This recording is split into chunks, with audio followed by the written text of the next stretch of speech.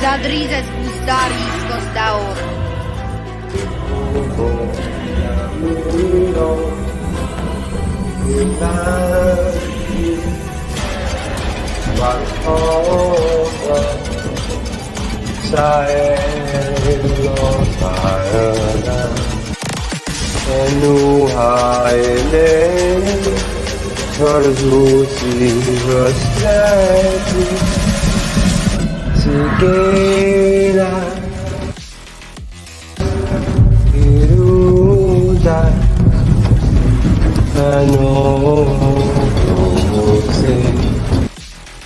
It's the thousand blades of Aegon's enemies.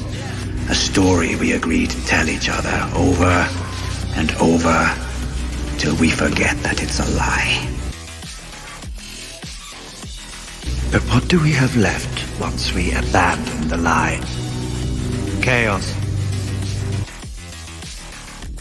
A gaping pit waiting to swallow us all. Chaos isn't a pit. Chaos is a ladder. Welcome, welcome, welcome. Hello, guys. My name is Ryan Milky. Let's go. Why is it so back like that? I don't know. Give me a sec. There we go. Close. Hey, guys. My name's Ryan, and this is my House of the Dragon breakdown for episode 6. You could call this a council meeting. I like that phrase. That was coined yesterday on my not so quick reaction. It was quicker than normal, but yeah, it was a 30-minute quick reaction yesterday after the episode. Absolutely loved it.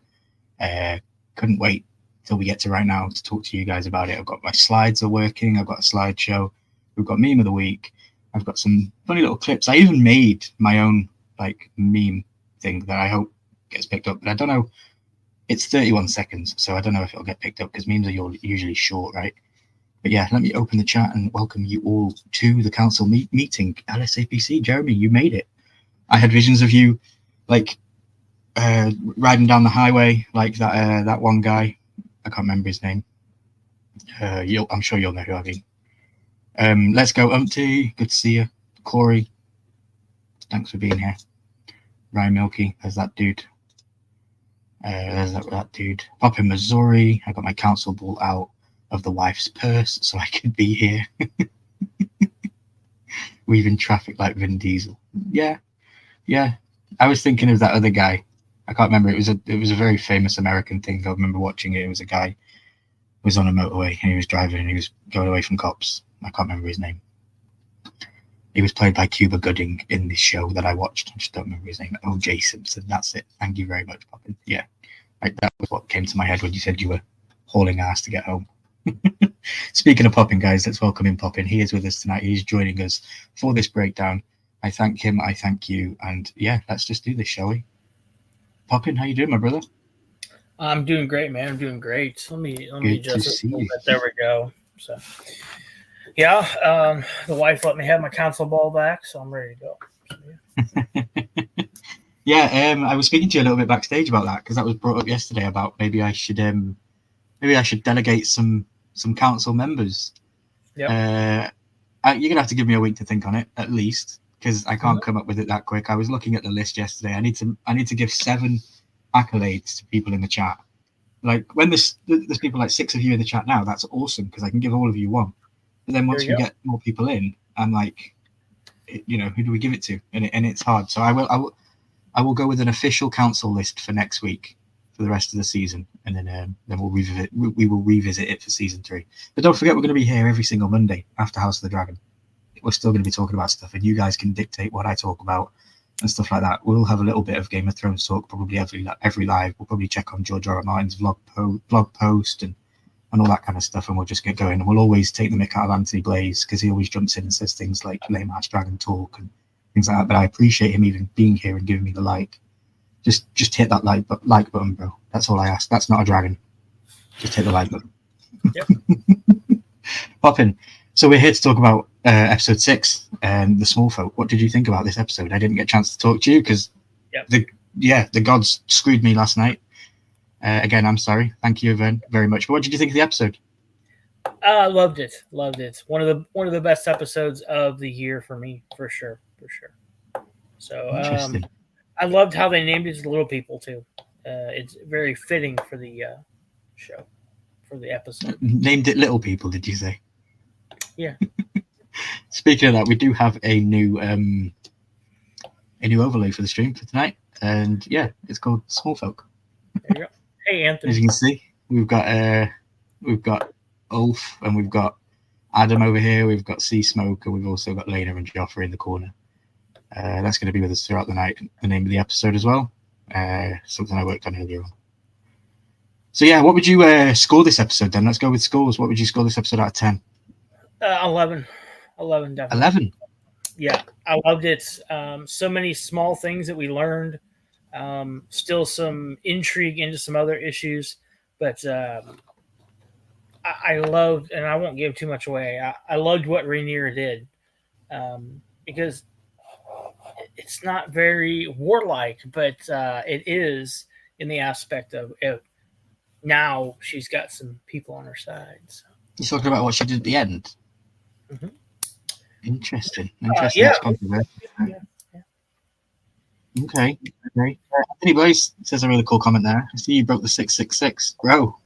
I smashed the 666, or should I say, you guys smashed the 666? Because this time last week we did this live stream. I was at 666. I remember Blaze coming in and saying we needed to change that, and we can now report we're at 682.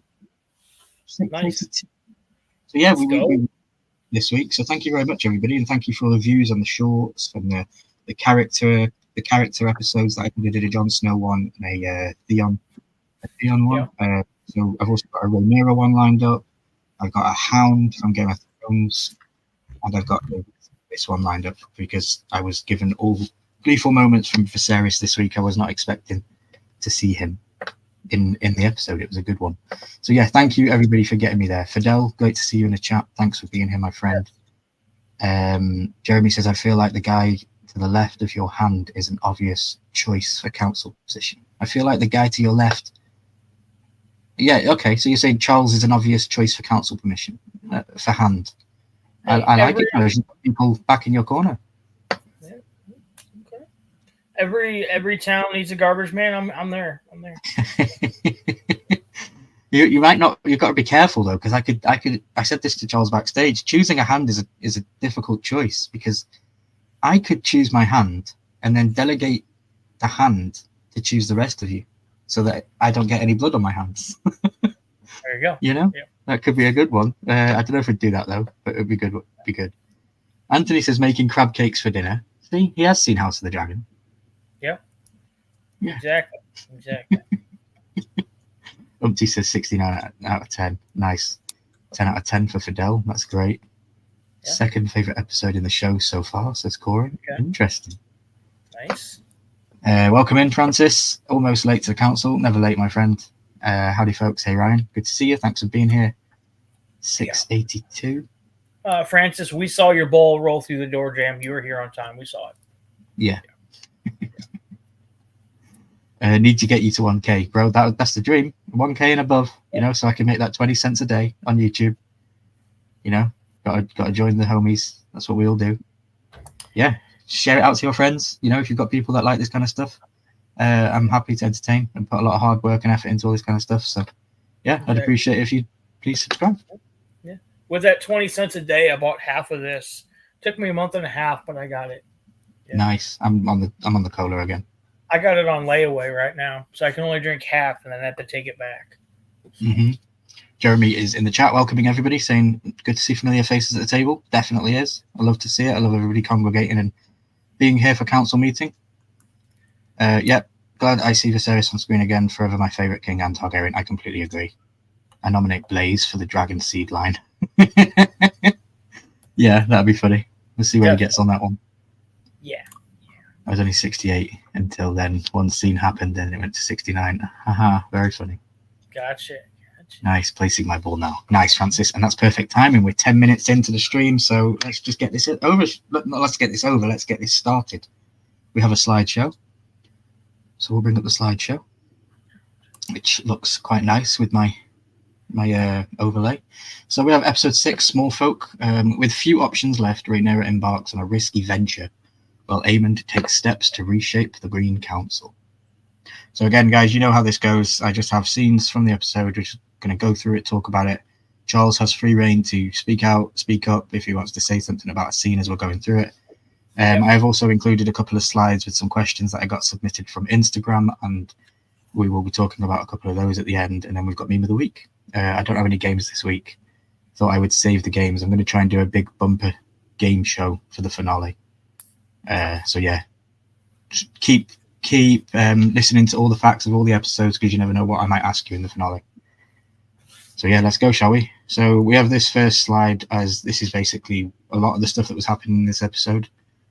Great to see Paddy back for sure, definitely. Absolutely love that. So we had obviously Daemon in Harrenhal still doing a lot of dreaming. I'm getting bored of it, if I'm honest. In the books, obviously it isn't all this detailed and all this explained. It's like Daemon has a dream, Daemon wakes up from a horrible dream, it explains little bits about it, but it's never as detailed as all this kind of stuff. So yeah, I'm gonna see more of it. It's getting to the point where it's like, all right, let's move on. Yeah, personally. I want to see him chop someone's head off again. Like, bro, do something instead of just sitting there crying, you know? Yeah. Quit crying. Go ride your dragon. Exactly. We get mention of the Greyjoys, Dalton Greyjoy, the Red Kraken. It gets referenced that maybe he would marry to Alicent. We also have the Tullys in the center of all this. And Daemon, if you remember a couple of episodes ago, Daemon tried to get him to kill his uncle. So, you know, he might not be very favorable of Daemon going forward. And then you had Aegon in his bed and Corlys and all sorts of stuff going on this episode. He's kind of becoming a weak character. I don't like weak Daemon. I completely agree. Yeah, totally agree with that. Mm-hmm. Yeah. Definitely. Yeah. So did you notice the tapestry change this week? No, I did not notice it. I was trying to get it working. Yeah, I know. Yeah, I do. I should already know the answer to that. Yeah, I didn't know if you went back and started it over or that once you realized you couldn't get it to work. No, I just watched it through. Okay. Well, we do have a obligatory meme to play. Perhaps Prince Daemon would care for a tour of the gallery. He hasn't yet seen the new tapestries gifted to you by Norbus and Quahor. Would you like to see the tapestry? Would you like to see the tapestry? Would you like to see the tapestry? So yeah, this was changed in this episode. We do see now the depiction of a Targaryen standing tall in the middle of the fire, in the middle of the fight, and to the left, as I look at it, we have some fire, and to the right we have Meleys. And above, we can even see the green tail and back legs of Vhagar. So this is the Battle of Rook's Rest depicted on the tapestry.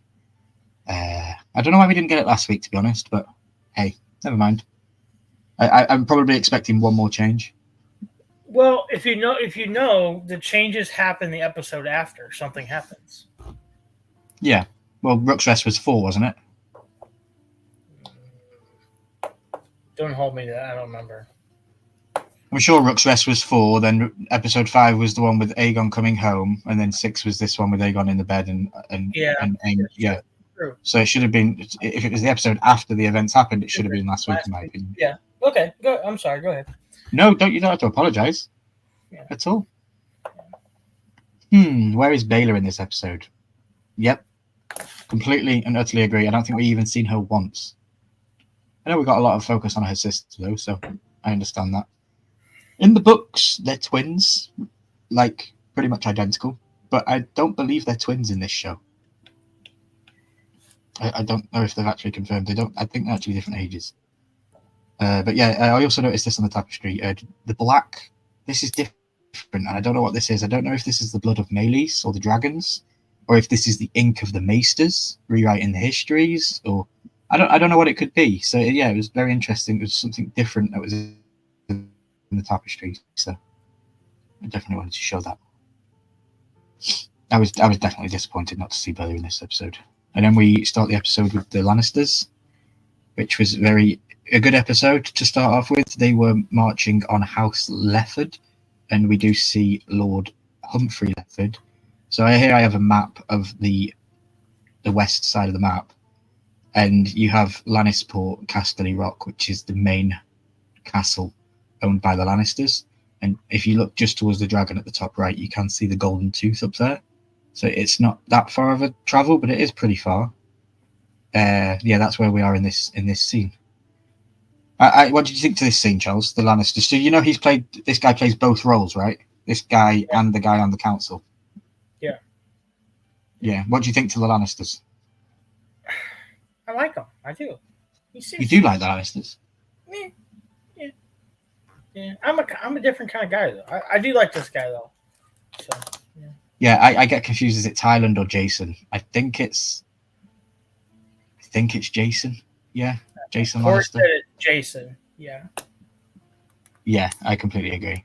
What I liked about it was the Lord Lefford said he had 50 knights ready or 100 knights ready at his thing, and he did the typical Lannister thing where he like over exaggerated what he had and made himself look better in the process by saying, yeah, I've already got 100 men, don't worry about it, and archers, and we've also got bloody lions. Yeah.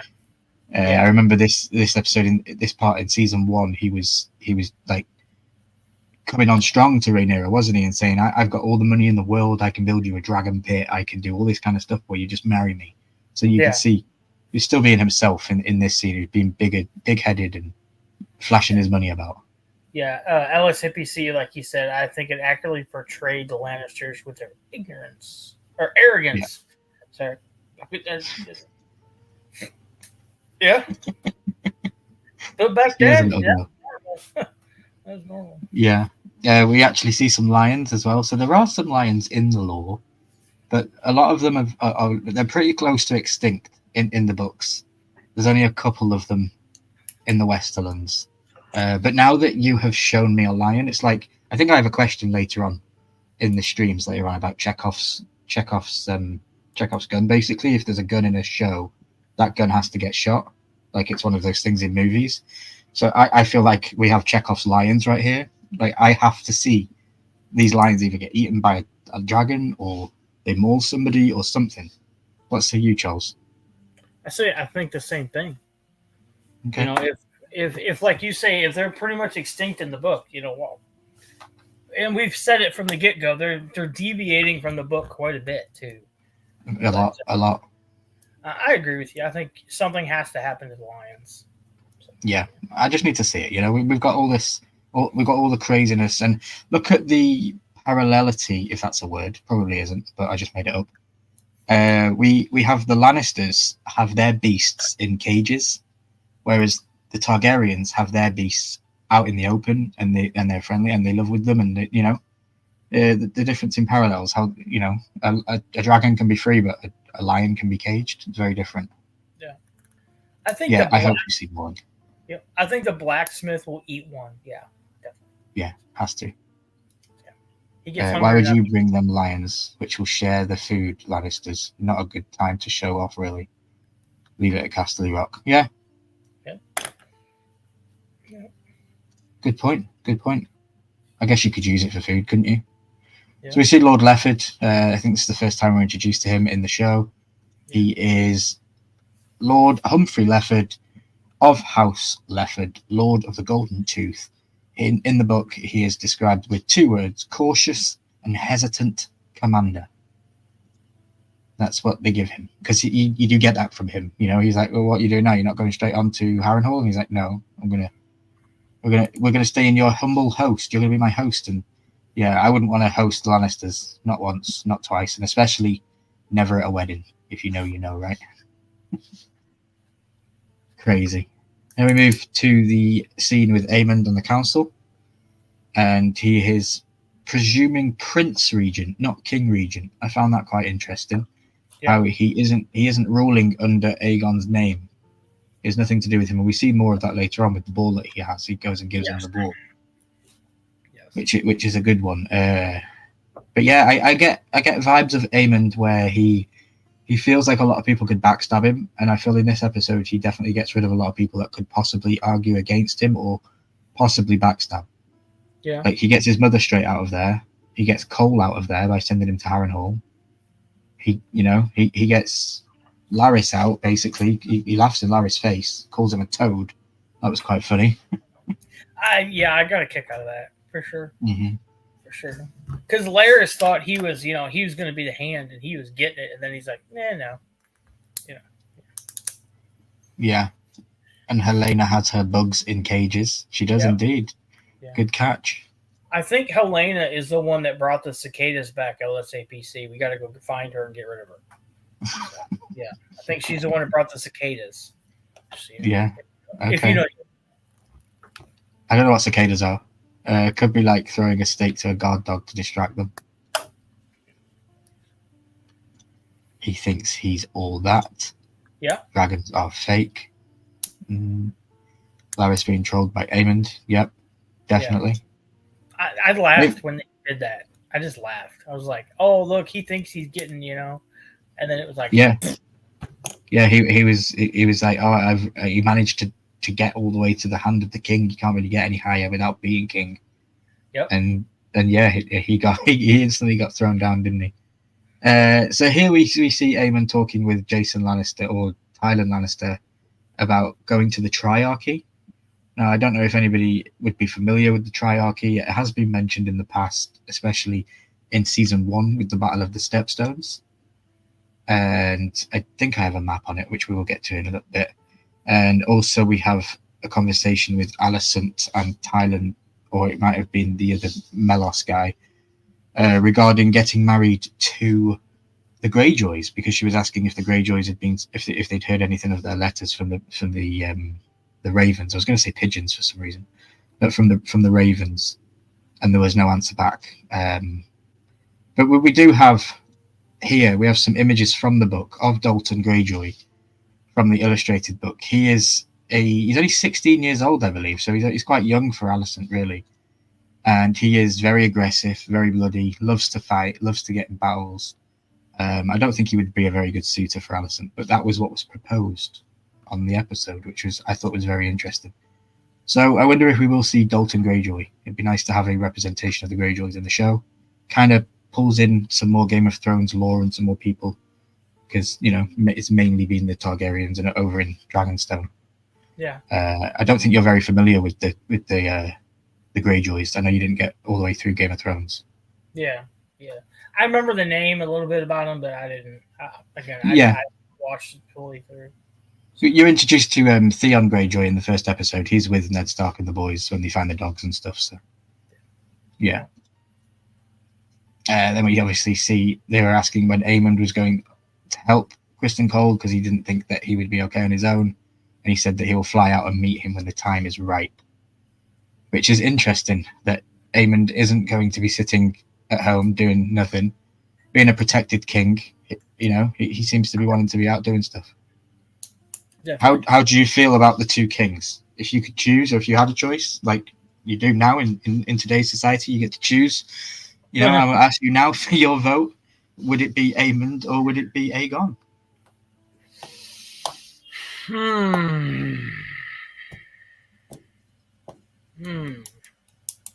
Man. They both have good things. They both have good bad sides, like any king, queen, president, whatever. Man. I would have to say Aemon. Yeah. Aemond? Yes. Yeah, definitely. I think Aegon is just too young. He's a child, and he acts like that. So yeah. I agree. He's very pubescent. Yeah, I would agree. Something doesn't happen his way, he throws a temper tantrum. Yes. Yes, LSAPC. I already got the shirt made. Yeah. Rhaenyra Corlys, 2024. Love it. Corey says Aegon by far. Now, I don't know where I sit on this fence. Over the last couple of episodes, I've fallen more for Aegon. Aegon has made me feel for him through the last couple of episodes, especially. I think he just didn't get the love that he needed. He didn't get the guidance that he needed. I know he threw out Otto, but he'd just been given the role then, and he had people whispering all over his ears. And I don't know. I think a lot of him throwing Otto out was just a temper tantrum as well. He didn't get his way, so he's like, "Eh," you know. To be Yeah. honest. Yeah, no, I agree. I kind of agree. Okay. I don't know where I would go with that. Fidel says vote for Aemond 2024. I like it. Who would be Aemond's running mate, do you think? Cole? Who would you have as his running mate? Cole or who's the other one? Massaria, maybe? Or I don't know. Yeah. Cole's on his own, isn't he? On an island out there, really? Yeah, Cole's kind of by himself. Cole would have to run with Cole. Man. Wow. If only given those two choices, I say Aegon, says Jeremy. I'll say PC. Interesting. All right, all right. Aegon feels like a college frat boy. You just want to have fun. Yeah, he does. Where I think Aemon wants to get things changed. He wants to do it. He wants to go, go, go. Mm-hmm.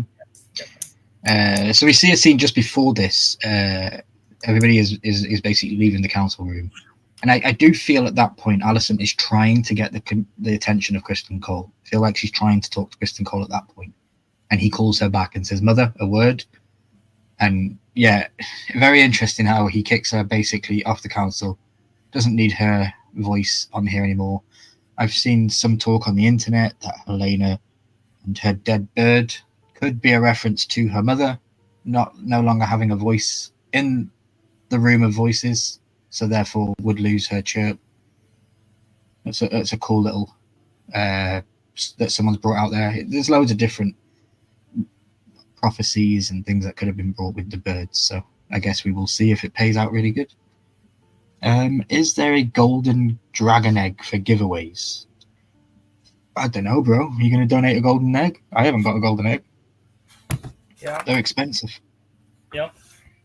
I want a golden one. That is from the Willy Wonka movie. Yeah, you just actually dragged me straight into that. I remember Veruca Salt wants an egg and she's a bad egg and she goes down the chute. Mm-hmm. Sea Blaze. She got sea blocked twice. Once by her son and once by her brother. Yeah. Cock blocked twice, yeah. Definitely. Yeah. She turned into mother mode here. I like the hand on the face. That was what Otto did to her. Which was, parallels again. Always pulling back to different episodes. This is why I love this show. The writing is so well done. The acting is so well done. It's just one of the best shows in the world. And that's why I say it. See, because she was in Wonka movie. Okay, bro. Two kids of her distancing themselves from her. Now she remembers and she's got interest in Daeron. I completely agree. Poor Daeron. Exactly. Thankful that Daeron escaped the clutch of what she was giving them. Go ahead, Charles. Yeah, exactly. You're right. Francis is right. You haven't heard much about Daeron until her other kids are like, "Fuck you." Now all she's like, "How is he?"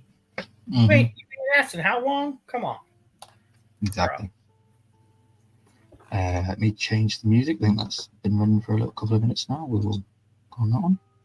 I'll be honest, I wanted her to slap him right there. Well, yeah, like Alicent did it, like Rhaenyra did earlier on in the episode, a little bit. Yep. So we see Corlys standing at the table. I'm a little bit disappointed with Corlys. I'm not going to beat about the bush. Yeah. I know he accepted the hand of the king or the hand of the queen. It feels like he's just moping about. Like, where is he? Why isn't he by her side, giving her war counsel, being there, instead of having a slimy guy walking and getting slapped in the face? It should be Corlys that's behind every step, being there for her. And he goes and talks to the boys at the docks. So, I don't know. Charles, you were big on this guy in season 1. I think you ended season 1, your favourite character was Corlys. He was your guy. Yeah. Where do you stand with the sea snake now? LSAPC said he's still grieving, so he's he's in the grieving stage, but he did accept the hand, like you're saying. He needs to step up. He should have been the one, like you said, chasing her down the hallway and trying to speak to her and try to get through to her about what she needs to do or what everything. You're right. He is just kind of like, I'll do the job, but I'm just gonna check out. I'm gonna go over here and look at the ship. I understand he's still doing that too, but there's bigger things. He could he can put someone else in charge of all that. So Yeah, I do feel like he has more focus on his bastard sons than he does his queen. yes, definitely. And if you've seen the trailer for episode 7, No. the queen is about to be introduced to one of the bastard sons. Well, sorry. No, you're good. Yeah. Yeah, that it's from the trailer in the first episode, from the very first trailer before the show came out. Anyway, but yeah. That's what we'll find out next week more about him. But yeah, Fidel says he bent the knee. Yeah, he did. Yeah, he's still grieving. I agree. Rhaenyra agreed to so many episodes. I completely agree, bro. Completely. But in the book, Rhaenyra never did anything, so I don't expect her to do anything. So when she does actually do something, I'm surprised. Like this episode, when she gets on a dragon and actually goes and does something at the end. yeah. I just would like to have seen. Why aren't we seeing more of the ship? Maybe, the budget was spent all on dragons, and I completely get it. But they have built an entire ship set, and it's like a dry ship, and I wish we'd see more of it. Like, I know maybe we will see more going into the Battle of the Gullet, but still, I would like to have seen them cleaning it more. Inside the ship, below deck, something like that. That'd be nice. I'm cleaning my wound. Leave me alone. Sea Snake may be just sad about losing Rhaenys, thinking about who will inherit the Velaryon line. I feel bad for him, really. Yeah, I guess. Well, I think it'll feel like he already feels like he knows he's going to do it, maybe. He's constantly talking to his sons, so we'll see. Here we have him talking to Alan. Because I've said the word Alan, that means I now need to play the meme I made today, so I hope you enjoy. Alan! Alan! Alan! Alan! Alan! Al! Alan! Alan! Alan! Alan! Alan! Alan! The Copacabana. Music and fashion is always the passion at the core. Hey! Are you filming me in the bath? Get out! How am I? I'm naked. You better not put it on YouTube. Oh, so that's not Alan. Steve, that's Steve. Steve! Steve! Steve! Steve! Steve! Steve! Oh, very nice. I made that one today. I was chuckling to myself on the sofa. I think I put in the group chat. I moved from the PC to the sofa for comfort, and that was the first thing I did when I got over there. I thought, right, I need to make this Alan meme because, yeah, every time I hear his name, Alan, I'm like, that's that meme, Alan. Yeah, definitely. I am going to play it again, guys, because I want to get my worth out of it. I'm going to play it one more time, and that's that. Alan! Alan! Alan! Alan! Alan! Al! Alan! Alan! Alan! Alan! Alan! Alan!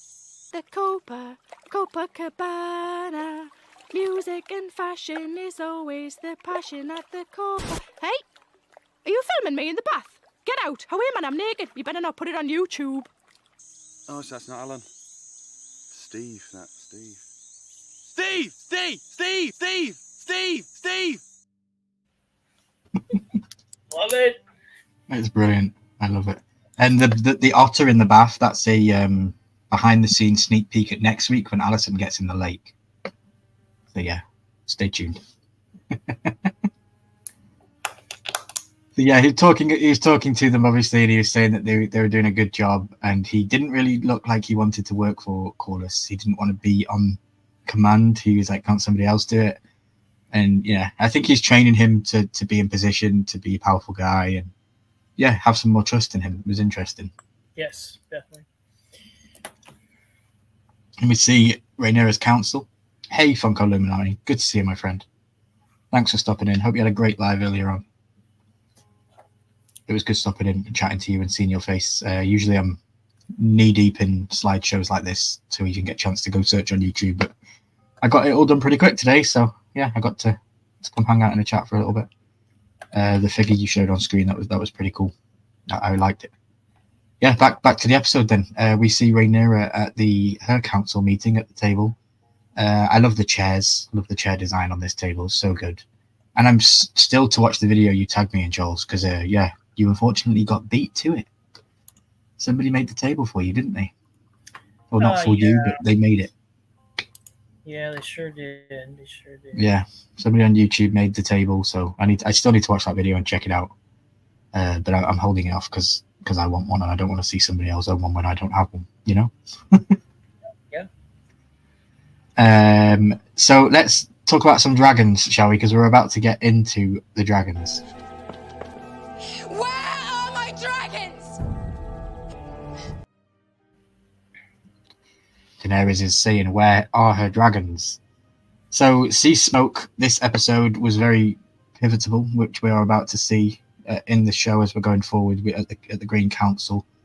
Rhaenyra has been looking into her histories with the scrolls and has found that Sir Steffan Darkland has some Valyrian blood, so he might be able to ride a dragon. And again, we have Sea Smoke down here, completely riderless because Laenor is not here, you know. But still interesting because they have not confirmed that there is no actual confirmation that he is dead, except now that his dragon has a new rider. So that technically is a confirmation without confirming, if that makes sense. You know, it's a visual confirmation, I guess. Yes. So yeah, we have dragons. Obviously, the Red Queen Meleys is dead. She's passed. Arax has passed. You know, baby Luke. So we've got Vermax with Jace. We've got Caraxes with Daemon. We've got Syrax with Rhaenyra. Tyraxes with baby Joffrey. Stormcloud, who we'll talk about later and we saw later. Moondancer. The Bronze Fury Vermithor. Vermithor is now probably the second biggest dragon alive. And he has no rider. Silverwing, we may see later. Sea Smoke. And then we have the three wild dragons, which I mentioned. And that's all on the blacks. So they're still stacked. Even though they've lost two, they are pretty still stacked, you know? And over on the greens, I crossed out Sunfire because I don't think Sunfire is going to be doing anything now in the story, especially in the book. You know, Sunfire just crawls around. I think I mentioned it last week that Sunfire crawls around the ruins of Rook's Rest and basically gorges on the dead and the sheep that Kristen Cole takes to him. So, yeah, I don't think Sunfire will be doing much. So we've got Vhagar, obviously the biggest and oldest dragon. We've got Dreamfire, which, again, I don't think we're going to see Dreamfire, guys. I really don't think we're going to see it. I personally think that that's why they've shoehorned in Daeron with Tessarion. We may see Tessarion sooner than later, maybe, with some of the trailers that we've been seeing, or some people that haven't. Yeah, I'm sorry, Corey. Still no Dreamfire. I know. I wish we would get Dreamfire, but I just don't think we're going to. I feel like Helena's story's not going there.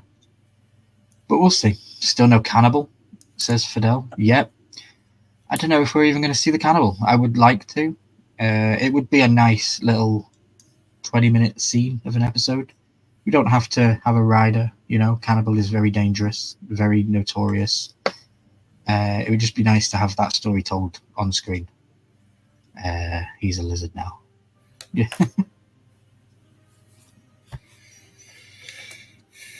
Curious, really, who is that dragon in the Vale? Yeah, we will get to the dragon in the Vale in a second. But here are the ones. So yeah, I highlighted Stormcloud.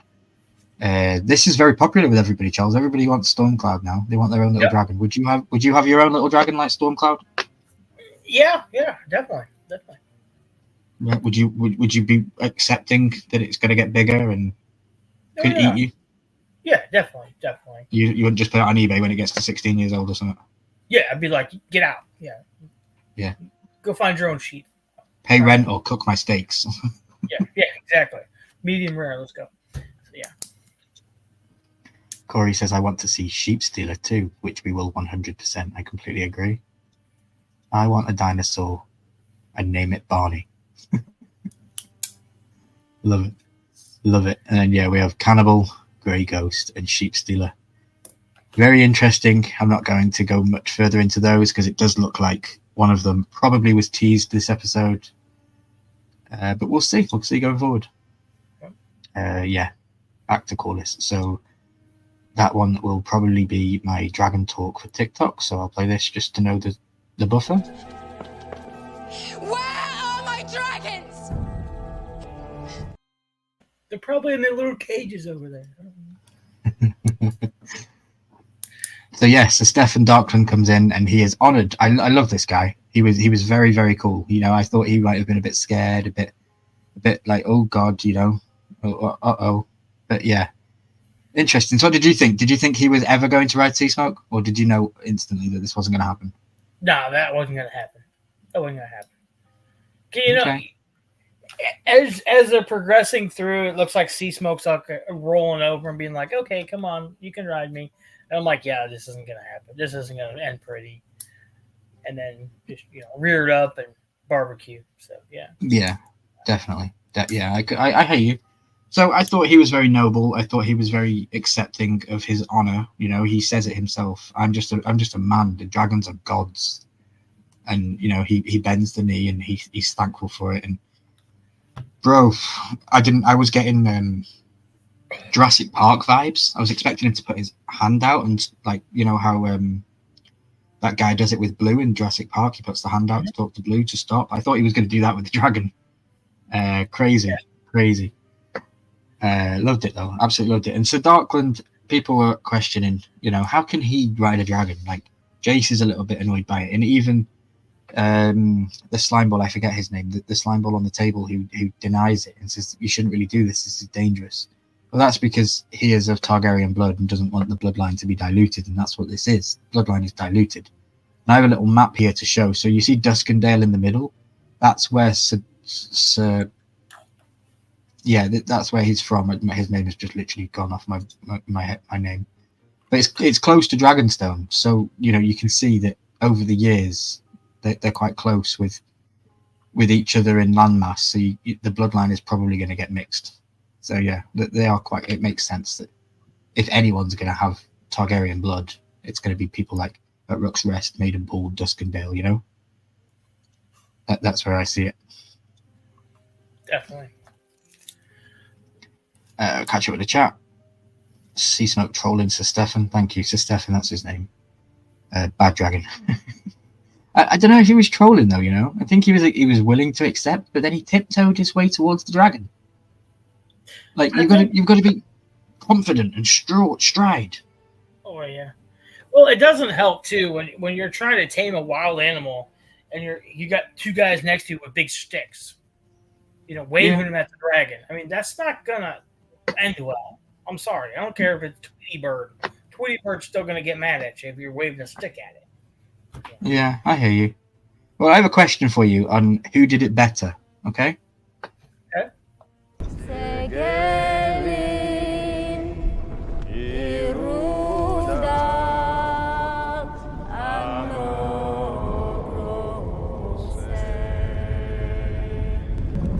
Sigela Iruda Ano Se Arzuro Utunsi Ezim Tos Laosi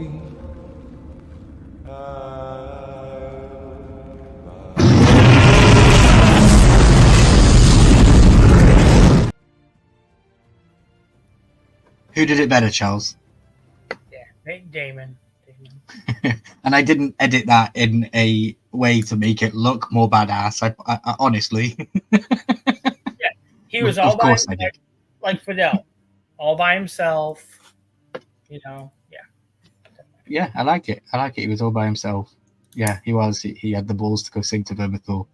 You know, and it's Matt Smith. He's a legend, an absolute legend. I saw Mystery Madness Collectibles in the chat. Good to see you, my friend. Thanks for being here. Charles, do you have something backstage you want to share? We can share it later when we get ready to go. Okay. So yeah, Damon is having more visions, more dreams, more hauntings. I don't know what you want to call them. We kind of figured out last week that Alice Rivers is a real person and she is there in the castle. So is it her or is it the castle itself? Is it the bed that he's sleeping on? Is it the land that Harrenhal sits on with the haunted location and all that? It's all confusing, you know. In the books, it is very clear and very, very obvious that Harrenhal is cursed. The blood of the men that built the foundations were poured onto the stones as they were laid. Like, it's very, very haunted. So yeah, we see him talking with Viserys, which blew my mind. Absolutely loved it when he was talking with Viserys. I like that he was back. He got more scenes, and he said my favorite lines. He said my 2 favorite lines. We have a question from Francis in the chat. Question on that one dragon keeper who got set on fire. Why would he slash your throat, bro? Why? Yeah, interesting. So, go ahead, Charles. No, go ahead. Go ahead. I was going to say Ryan Condal, the director and writer, showrunner of this show, did say that they have dragon glass daggers. So he cut his throat with dragon glass, which is another key point, because remember, dragon glass kills White Walkers if we ever get to that. But he did say that it would pay off, and there would be a certain reason as to why, and it would make sense in the show. I don't know the answer to it. I would only suggest maybe they know of the White Walkers and of the Song of Ice and Fire, maybe, because they are dragon tamers. They need to understand the High Valyrian speech. That's where I'm going with it. So they would know to slice their throat so they can't come back as a walker. That's what I would say. But they're getting burnt to death by dragons, so yeah, doesn't really make a difference, you know. I did type in the chat. I said a quicker death, basically, but it tagged it as spam, so it didn't come up. So, it's probably the word. Yeah, it's the second word I put in there. Yeah, definitely. Oh, thank you for trying to comment. The mushrooms that Damon is taking are getting stronger. Badell, I like that comment, but that comment also hurts because of mushroom in this book, and most of his tellings are just kept out of it, and some of them are very interesting, and I wish some of them were. It'd be cool if we got a House of the Dragon rerun, all from Mushroom's perspective at the end of it, like an hour-long episode where the director decided to change every outcome of the show based on Mushroom's perspective, and it was like a cool behind-the-scenes episode. They could show you, like, this was part of the book, but we kept it out because of how crazy it is. Here's what would have happened if we followed Mushroom's events. I think that would be a really cool thing to do. Maybe I could even come up with something like that as a storyboard for a future live one day, maybe. I don't know. So yeah, we have him talking with Viserys, talking with Daemon about his rejection, and did he say it, the heir for the day. And we have my favorite line. I literally said it the other night, that when I meet the guy, he will have this on the Funko Pop or the thing that I get signed. It is the Lick Spittle sign, the line, and I do have a clip. But instead you chose to celebrate your own rise, laughing at me. Laughing with the whores and Lick Spittles. We must all mourn in our own way, Your Grace. My family has just been destroyed. But instead of being by my side or Rhaenyra's, you chose to celebrate your own rise! Laughing with your whores and your Lick Spittles! I love the first time he said it. It was so powerful, such a powerful, powerful line he delivered as a true king, and is my favorite king in Westeros as of today. Yeah. So they're holding off on an answer. Yeah, sorry, Fidel. Yeah, they are. Ryan Condal did say that they would give an answer as to why they have the daggers and why they do what they do. I don't think we've had that yet. So, yeah, I don't know. I'm guessing we'll see. That would be what I would say because of the White Walkers. Honestly, Fidel, I don't know. I don't know what the meaning of Lick Spittles is. I just like it. Is that the House of the Dragon version of the Hawk 2 girl? That's amazing. I want to pull up my phone now, literally, and type what meaning of Lick Spittles. You'd think I'd have looked this up already. Lick Spittle Cambridge Dictionary definition: a person who praises and tries to please people in authority, usually in order to get some advantage from them. That was what Daemon was trying to do with the king all along. Oh, so it's a brown noser, yeah. A brown noser. Yeah, there you go. Not Hawk Tour. had to I think say. I think we can keep it as Hawk-Tuah though. That's what we're now going to go with. Lickspittles is a Hawk-Tuah. Yeah. Oh, a Pandora. Yeah. Yeah. That's what it means. Cool. Thanks for asking that, Fidel, because I didn't even look it up myself. Laughing with your whores and your lickspittles. Loved it. Damon says in this episode, please. He actually says please in this episode. He wants to get out of this horrible dream. And I feel for him. I do feel for him. I just wish he'd move his ass and get on with it, you know? Yeah, just go. Yeah, let's get on your dragon and ride away. Yeah, and he does try to do that this episode. Not before waking from his dream and accusing Sir Simon Strong of doing these dreams to him and making him see these things. And I don't think he clearly thinks that. I just think he's absolutely delusional and he's upset about his brother. We even see him crying in this episode. I thought yesterday that he was crying because Simon had obviously said about Grover Tully and all this kind of stuff, and I just think he was crying because of his brother. I think he was still having thoughts about his brother and everything that he was going through with the scenes and the visions this week. Yeah. Simon Strong is a great character. We will see more of him going forward. He is also in the memes. He's going to have a lot to say next week, I guess, when the Tullys arrive, when everybody gets to Harrenhal. If you notice, a lot of people are trying to converge on Harrenhal at the moment. People are going there. It's going to be a meeting point. It's going to be good. I can't wait to see what happens with it. So Damon does try to leave Harrenhal, but he bumps into Alice Rivers, who, if you notice in the first scene that we see her, she's standing facing the weirwood tree. Her eyes seem to be in the back of her head. I wonder what she's doing. I wonder what she is doing in that point. Very, very interesting. The dreams are getting deeper and deeper in his mind. Completely. Yeah, and he's having to overcome all of the bad stuff or the questionable stuff that he's done from season 1 going forward. Started with young Rhaenyra and the corruption of her, and now he's going on to the brother. And will he have to answer for other things that he did? You know, will blood and cheese come up as something in his head? And, you know, a baby Jaehaerys losing his head, maybe? You never know. Again, guys, I don't know because this is not elaborated on in the books. So yeah, it's very interesting. Daemon is struggling with what he wants and what he knows is truly right. Yeah, I don't think he wants the throne, if that's what we could depict as what he wants. I don't think he does. I think he's always going to battle with himself over that. He's a second son, for example, you know, and second sons are always looked over sometimes when someone else is born, another baby born. So it makes sense that he can be angry about it. This was a cool shot. I don't know if you caught this, with the dragon Caraxes and the weirwood tree. This symbolizes to me complete and opposite scales of magic in the kingdom of Westeros. You have the old gods with the tree and the magic with the weirwoods and the children of the forest that dates back millennia before the dragons even came here.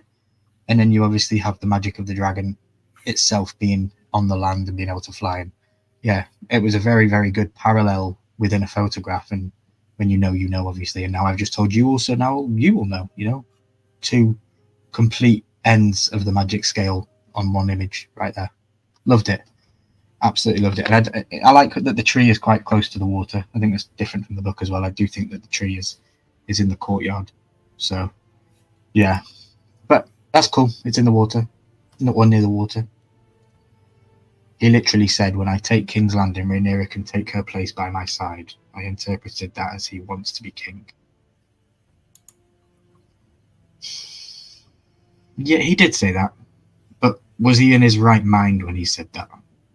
Was he still being corrupted by dreams and thoughts and having to go through all that kind of stuff? You know, he'd had Alice Rivers twisting his mind and getting him, saying things to him about his Rhaenyra and about how it felt to have her bouncing on your knee and all this stuff, you know, belittling him a little bit with the decisions that he made or chose not to make, therefore. So I don't know. I think we'll see. I think a lot of the stuff in Harrenhal with Daemon can be taken as serious or can be taken as Daemon's just battling with his own demons. Maybe that was one of the demons he was battling, was that he wanted to be king, but he said it out loud and now he doesn't want to be or might not need to be. You know? Sorry, I went on a bit of a rant there, Charles. You're good. No, LSAPC said he literally said, "When I take King's Landing, Rhaenyra can take her place by my side." Yeah, we'll see. Yeah. We will see. And we have Alice Rivers here with the owl in her hand. If you remember, she referenced when we first met her that she was an owl. She was an owl living in human form for the rest of her life. And in the books, she is noted to be about 400 years old. So I question, Charles, do you think that she can walk into this owl? Bran Stark could do it with wolves. Jon Snow can do it in the books. Robb Stark could do it in the books. She isn't a Stark, but I'm not gonna say yes or no. I think, man, I don't know, because she's an interesting character, and it's like Fidel said. I feel that Alice Rivers is made up in Daemon's mind. Even though Strong said Alice said something, it's still in his mind that what's being said. How do we know it's not? How do we know everything that's been said at Harrenhal is not in his mind? Shit, there might be anybody at Harrenhal except for him. Yeah, no, that's a good point. But I do think that she had referenced Laris in this episode, which is, so I do feel like if she's mentioning people outside of this place, then she must be real. Okay. And she worked on Grover Tully in this episode, and she kind of assassinated him. So I do think she is real. I don't think she's in Daemon's mind. Yeah. Okay. I can kind of go with what LSAPC said. Alice is the owl is Alice. I don't know if she can morph into the owl, or the owl can morph into her. I don't know. Okay.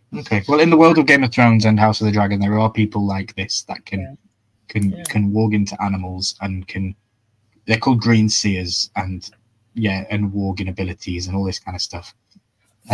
So yeah, it's very interesting. I can morph into a teddy bear if anybody wants to know. So.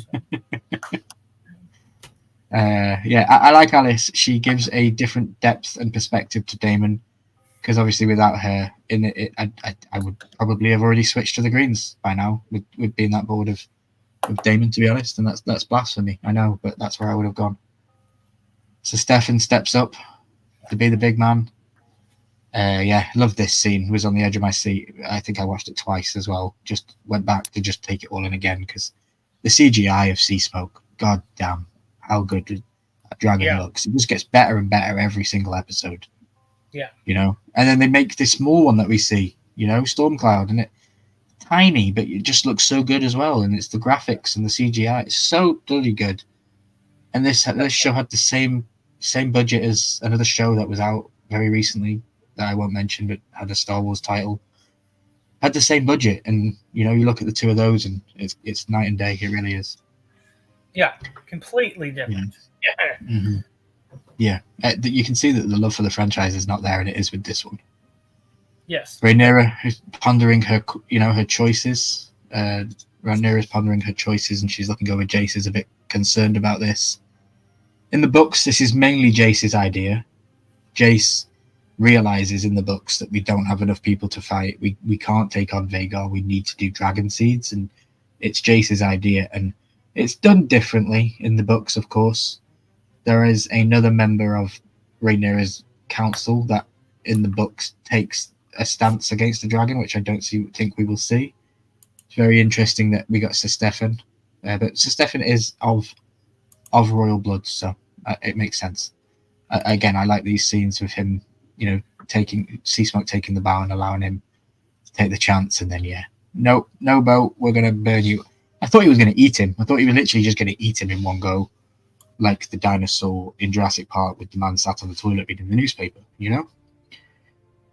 But yeah, great scene. Sea Smoke, fantastic. And I was cheering for Jeremy when he burnt Sir Stefan.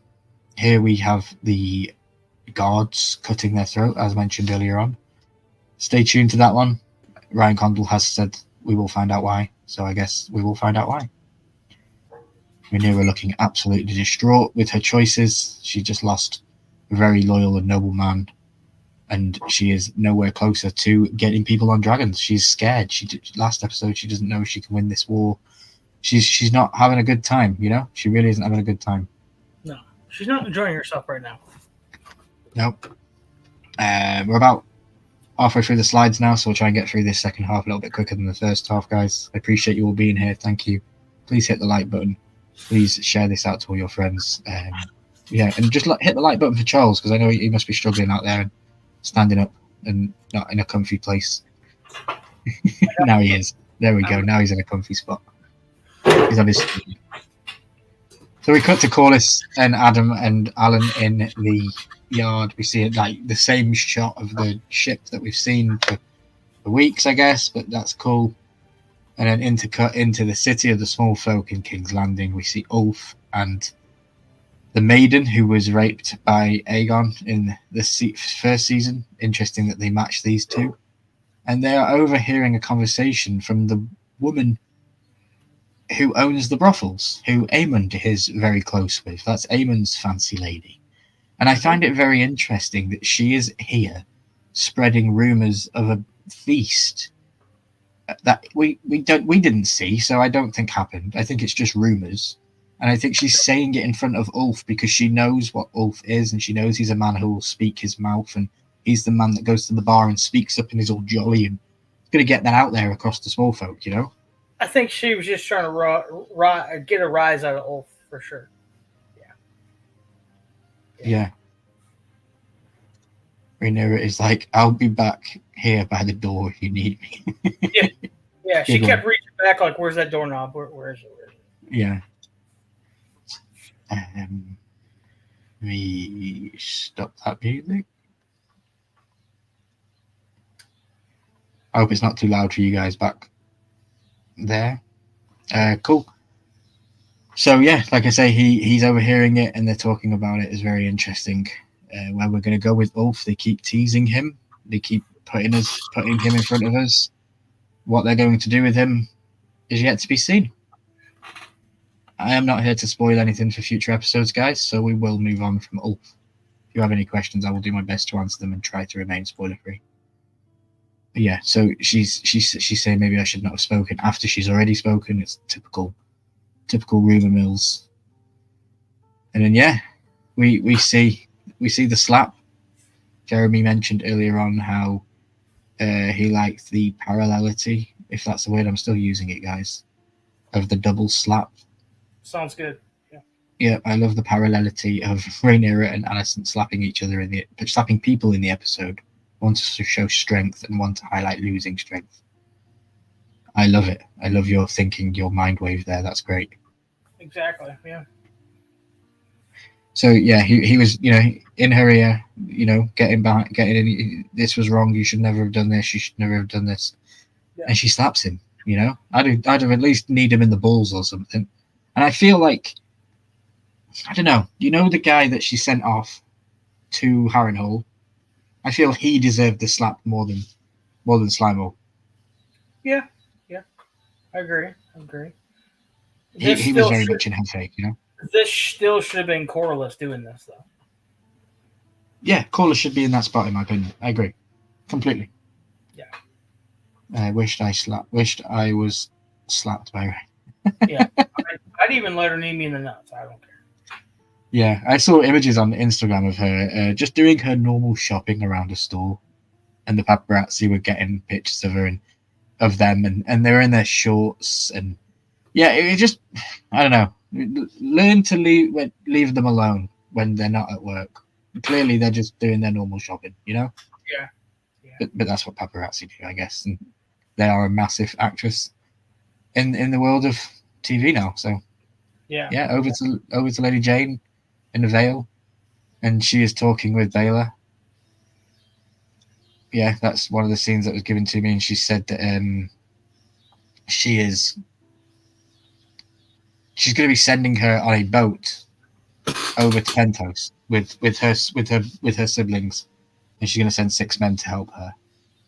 And we see Rhaenyra with imagery of Visenya. Somebody text me. Oh yeah, cool. That's the bestie. Bestie's on holiday right now, guys, on a caravan camp, and she just texted me, great episode, Bestie. Sea Smoke has a rider, and I called it with my queen liking that woman. Oh, God. Whatever do you mean? Yeah, well, whatever do you mean? I can't stand that scene, but we'll get to it. We are getting there. So there is no food left. I turned it off when it got to that point. I turned it off. Were you disgusted, my friend? That was disgusting. Yeah, it was disgusting. I had to close my eyes. Yeah, you have to say that, right, to get your ball back in the purse. Yes. Yeah, I understand. So yeah, there is no food left in King's Landing for the small folk. They've been saying this now for a couple of weeks. They want their meat. And I like how they emphasize meat as well. It's a very aggressive request. Like, you could say bread, you could say, vegetables, you could say anything like more attainable, but they say meat. We need meat. Yeah. I like that. Very, very interesting. Well, all the meat's going to the dragons to feed them. They're not, the dragons aren't vegetarians. They're not feeding them lettuce and carrots, and a loaf of sourdough bread. So that's where all the, Mm-hmm. We're talking about that moment. Shocking. Yeah, that moment, Francis. Yeah, we will get there. We see the sheep. The sheep are being hurled away for whoever they're being for. I don't know if they're for dragons. I don't know if they're for the royals. I'm guessing the dragons. Yeah. But I guess we'll see. We shall see. And the small folk weren't happy about it and shouting. And Ulf again was in the main scene, being there and being in front and center of the small folk. Similar to a leader type. And then, we see Laris talking with Aemond about the food, and Aemond basically says, bro, it's not my fault. This is Corlys's fault. Why do I get blamed when Corlys is the one that stopped the blockade? Interesting how he diverts blame there. Laris, tries to talk to him and says, well, you haven't appointed a hand. How are you going to appoint a hand? You need to do that. And Aemond says, I want Otto. He kind of plays him a little bit, though, doesn't he? He pretends to give it to Laris, and then Laris is, oh, sir, I could not think of a greater honor to bestow. Thank you. And he goes, not you, what did he call him? You frog or something? Toad? Not you toad. Toad, I think it was, yeah. He called him a toad. I thought, what an insult. And I could just imagine his little tongue sticking out like a toad. Like, he is a very slimy kind of character. It was a very, very good analogy for him. But Laris played it off very cool. I think Laris has balls of steel. He took it on the chin, didn't he? He played it off, but then what did he do next? He went to Aegon and withheld his drugs so he could figure out what happened. Start asking him questions. Yeah, I feel like he tried to get a understanding with Aemond, and Aemond said no.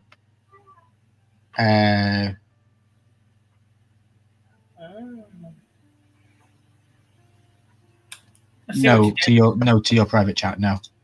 No. Okay. Not that I think of. Okay, just wondering. No worries. Laris took it on the chin and played back. I like his diplomacy in politics. He's very wise with his words. He thinks about everything he says, and he could be related to Alice Rivers. We've had this connection over Harrenhal.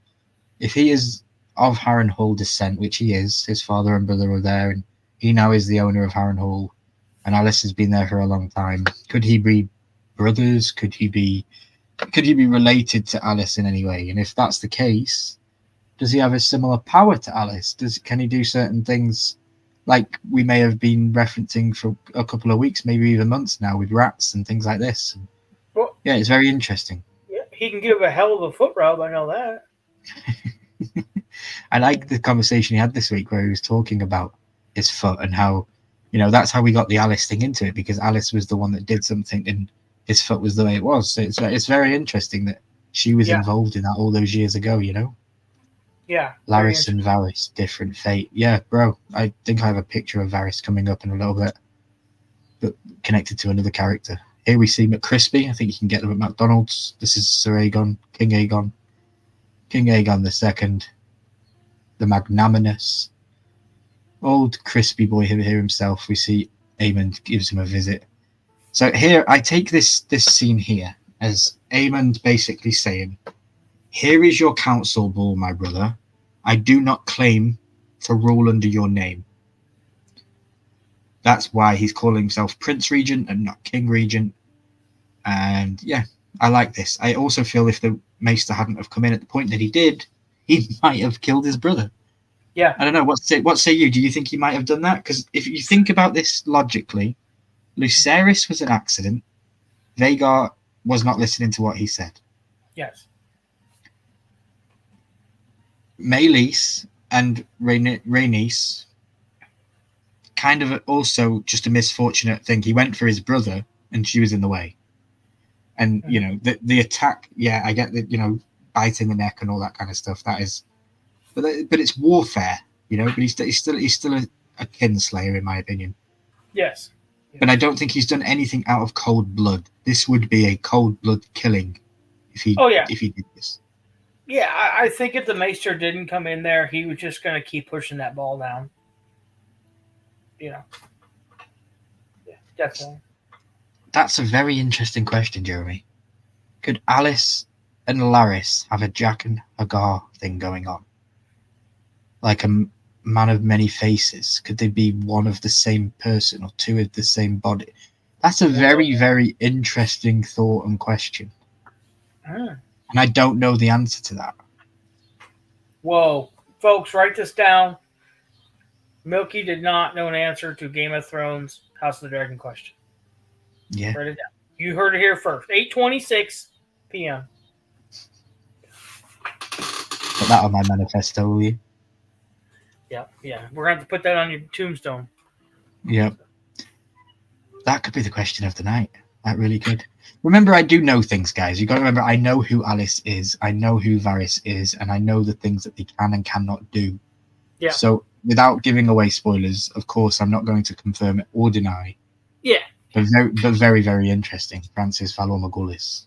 Definitely. Woman must die. Valor Morghulis. Charles. LSAP says, Charles? Love this. Yeah, so he gave him the eye. And doesn't it look like an eye as well? It's like Aemond was saying, I'm keeping an eye on you. Like, it looks like his eye that he lost. Yeah. Very, very cool. Loved it. And yeah, I want one of these bull things. I want a whole set of council bulls. Would be great. Okay, so we are now coming on to some controversial bits, guys. I'm sorry. We have to go there, okay? This is where the show is going to fucking fall off for me if they continue to go down this path. I'm sorry. We're going to get a little bit heated. Okay, so there's a character in the book called Nettles. Yes, Fidel, sheep stealer with a question mark. Yes, Fidel, you know where we are. Yes. Okay, so there's a character in the book called Nettles. Nettles is a dragon seed who lines up to try and take a dragon to help the Blacks. Nettles has been completely redacted from the story of the show. Does not exist. So therefore they are messing with lore. They have given part of Nettles' story to Baelor. Baelor will now be doing part of Nettles' story, which again has ramifications going forward because Baelor is supposed to be doing her own thing with her own story. So it starts to confuse things in my mind and book readers' minds, and we don't know where we're going. That's point one. Sheep Stealer is my guess too, Fidel. Yeah. So point two. Sheep Stealer, the Cannibal, and the Grey Ghost are three wild dragons that are wild and native. Please listen to me, guys. Wild and native to Dragonstone. They do not roam ever inland to the Vale or anything like that to feed. It is not. No, it is. George R.R. Martin has come out and said this on his vlog post. It is completely canon breaking to go do this for Sheep Stealer to be here in the Vale, and it is mentioned by Lady Arryn that she knows of the dragon in the Vale that's very large, that steals sheep. That's Sheep Stealer. Mm-hmm. We don't see the dragon, but it's referenced. Then who the fuck is that dragon? Jeremy, it's Sheep Stealer. But it shouldn't be there. It shouldn't be there. It messes up things for me. It really, really, really does. Don't mess with Nettie. Yep. Nettles should have been in the show. Nettles has connections with Daemon going forward into the storyline. It's crazy. Like there's events later on with Daemon and another character in the show that Nettles is by his side, and Nettles is no longer in this show.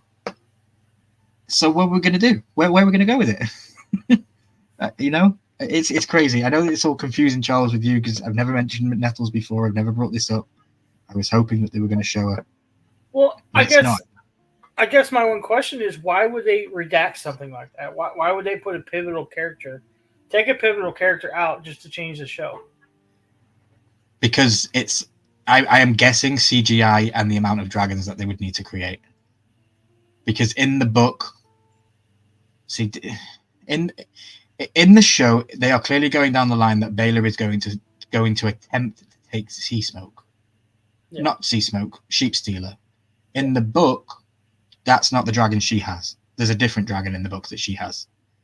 And I think that we're not going to see that dragon now. So, I'm losing Nettles, and I'm also probably losing another dragon in the process of them giving storylines to other characters. It's a little bit annoying.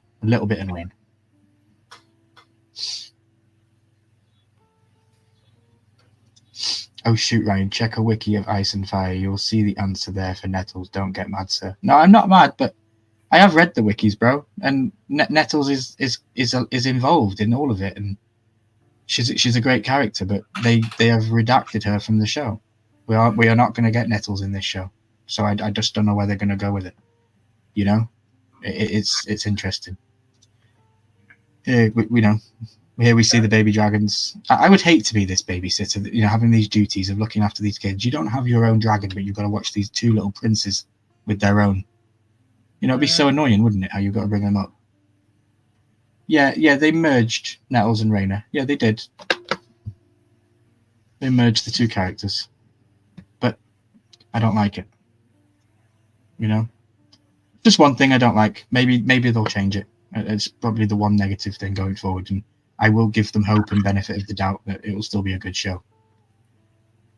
Rhaena needed screen time, and removing Nettles is needed for a character, which I don't mind. I'd rather see more Rhaena than Nettles. Wow. Okay. It depends. Yeah, I hear you, bro. I hear you. I just know what's coming later with Daemon, and I can't see Rhaena being in that position. Unfortunately, HBO, you better listen, says Francis. Correct, right? Yeah, you better listen. Don't. Poor old George R.R. Martin can't write a damn book for it getting changed. Just stick to the source material, please. Some stuff is okay to change because it makes sense with characters that aren't here, aren't in the timeline, are supposed to be elsewhere, and you bring them in. Like Mysaria, for example. We'll get onto Mysaria in a little bit, but I want to keep going through these. Again, thank you, HBO, for the images that you provide. Some of these are top quality images. Who's going to get on Mysaria later? What? Well, yeah, we'll get onto Mysaria in a little bit. HBO, don't pull a Game of Thrones season 8. Well, bro, don't pull a Game of Thrones season 6, 7, and 8, and half of 5. I'm a very big guy with the lore, as you guys know. I'm always liking to reference the book to the show, and when they change it, they need to change it for the better. And unfortunately, in my opinion, in my little humble opinion, Nettles should have been in this show. I remember leading up to seasons 2, we had I don't know if they were real images or fake images, but it was first look of Nettles and things like that. And yeah, it's annoying. Here we see Alan shaving his head. That was an interesting scene. Charles, did you like this? So you see his white hair coming through, his true lineage shining through. I did enjoy that, and it was very subtle. I know LSAPC in our private chat said it last night, and I was like, very true, very true. Or maybe it was last night in the breakdown real quick. He said it last night, but Yeah, I did like seeing that because that truly brings it full circle now.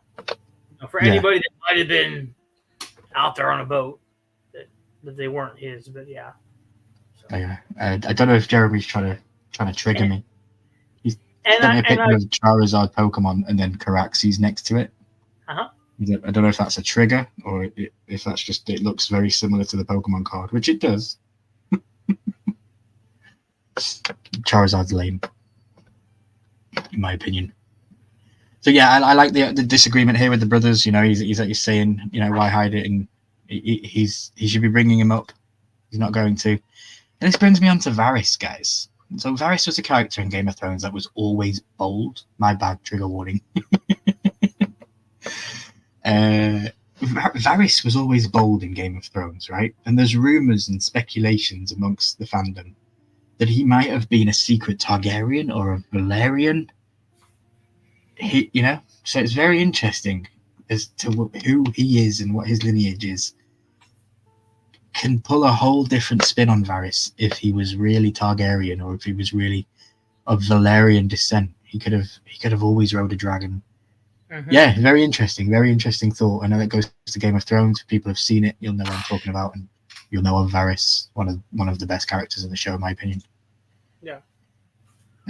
Yeah, very interesting thought. Yeah, he's always bold, bro. So, you know, what was he hiding? I know he was castrated, so does that mean that his testosterone wasn't building, so therefore that's why his hair wasn't growing? Maybe that's just the genuine you know, he's just bold, in my opinion. Yeah, it could be completely that as well. But yeah, the fandom do talk, you know. Adam, again, you know, isn't happy with the way things are. He feels like he's been ignored. His bloodline is not important. He is the bastard son of Corlys, and yeah, he feels like he's been ignored. It's a good one. Then we come to Jace and Rhaenyra. I feel Jace is declining, Charles. What would you say on Jace's story for season 2? He's getting very distraught because he's not getting anywhere with Rhaenyra. You know, he's trying his best, and she won't listen to him. So I have a bad feeling he's just going to go out on his own and make a mistake, or you know, something. So. Interesting. Yeah, so I feel like in the books, Jace has a lot more to do. Jace is the main focus guy on this Dragon Seed stuff. It's his idea, it's his plan, and he runs it forward. He sends out these ravens and messages to everybody that if they choose to try to claim a dragon, he will gift them back in plenty. He will make them a lord. He will give them a dragon. He will give them gold. They need people to help with this fight, you know. And it made it out in the show that Rhaenyra kind of took over it, you know. I know they made it seem that Jace was the one that came up with the idea, but now Rhaenyra is definitely taking control, as she should as the queen. But if you're going to tell your son about the Song of Ice and Fire and about the pact that you both need to have with each other and the unity that you need to have as a duo to stay on the throne, for that sake alone, you would think you would include your heir to the throne, your son, in these conversations, and it definitely feels like you're not. Like, I think he's seen her now at the end of this episode. I think he's seen her 3 times drive off on her dragon or ride off on her dragon with no explanation. And that's not good. That's really not good. Yeah, but Mysaria comes in and says the gift worked. You know, our secret thing worked. So earlier on in the episode, they were talking about how there are more than one way to win a war and to get people on your side. So the Blacks basically send these food barges and boats over the water to the shores of King's Landing, where the free folk and the small folk find all these food. And, you know, guys, if you live in King's Landing or if you live in Flea Bottom, it's Taco Tuesday, guys. You know, you're all getting tacos tonight, so rejoice for your black, your black Queen Rhaenyra. And I love that they put the little banners on the things so that they know it was from the Blacks. And love that. Absolutely, really cool thing. Yeah, nice touch. This isn't in the books. The boats don't get sent in the books, which is interesting. I thought they were, but they're not. I did read passages today. riots happen. Riots. You got to remember, in the book, it's not an exact telling of things that happen. It's just a history book of other people's opinions of events and their telling of it. So that you'll hear of a riot ensued in King's Landing. You don't know what that riot was. That could have been because food boats arrived on the shore from the blacks and made everybody go crazy. So that was one of many things. Alicent goes to see her son Aegon. A little too late. I'm sorry, Alicent. It's a little too late. She tries to say sorry for what she did, for what she has done. Just too late. I'm sorry, girl. You know. Her. Mm-hmm. Fidel, I love this scene. The boats full of food. Yep, I loved it too. It was a great one. This is probably my most powerful image of the show so far. Absolutely stunning.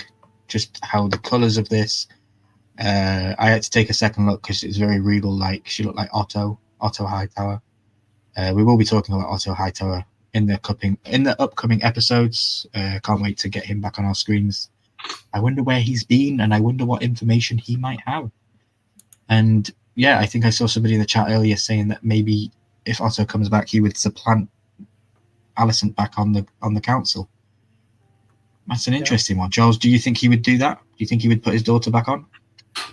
I would think so. I really would. I do believe so. Yeah. Mm-hmm. As just protection, or do you think he values her opinion? I think he values her opinion, to be totally honest with you. I really do. And usually she goes along with what he says. Mm-hmm. She does. You know, if he says jump, she says how high and how many times. So, yeah. Yeah. Francis, I still pity the guy who was nabbed of his food. Hugh, come on, sir. Yeah, but he's got a sick kid as well, remember, bro? So he's got to feed his family, and he didn't know if he kept on running down there whether he was going to get slain by guards that were killing people taking the food, or you just got to do what you've got to do. I probably would have done the same thing. Just punch somebody, get the food off them. You know, there's a fight that's going to happen anyway. I think Otto needs her on the council from LSAPC. Interesting. Yes. Yeah, I agree too. I think he needs her on there. We have a conversation between Alicent and Gwaine. Again, I felt like Alicent was just trying to get to Cole. Every chance she could, she was trying to speak with Cole, and she just couldn't get there. Like Jeremy said earlier, she got cock-blocked twice in this episode. You know, once by her son and once by her brother. I enjoyed this conversation, though, I must say. I must say Gwaine is growing on me as a character. He's a great English actor. I've seen him in a lot of other stuff. This is probably one of my favourite roles that he's ever been in, though. Just a complete character all around. He reminds me so much of Theon a little bit. He does remind me of Theon in the sense of his regalness and his the way he carries himself. But the conversation was about Daeron and about how he was brought up because he was the oldest boy. He was left at the high towers. You know, and Daeron, they talk about Daeron and how he was 16 years old and that he was handsome. He was a very handsome man. And one of the most important things was he was kind, which is not what Alicent's other sons are. Aemond is not kind at all. Aemond is vindictive. Aemond is evil. Aemond is a schemer. Aegon is, you know, pubescent and argumentative. Yeah. That is the way. Well, yeah, it's the way it's the lack of bringing them up. You know, they had to do it themselves, and they just got free reign. You know, they were mollycoddled basically within the royal system, in my opinion. And Daeron wasn't. Daeron was brought up as a cupbearer for his father and his uncle, and he learnt the way of the sword and he learnt the way of the book, and he's very smart and he's very knowledgeable, and he also has a dragon. You know, he's a prince that you would want to be with, you know, with royal blood and everything. So he's like, yeah, I can't wait to meet him. It's going to be good. And I did watch the trailer for next week, and we don't see him, but we hear of him. So maybe we'll see him soon. But we do only have 2 episodes left of this season, guys. So, you know, will we or will we not? I'm putting my money on that we don't see him this season, but maybe we will. I don't like Gwaine. I'd rather him be Reek than Theon. Wow. Okay.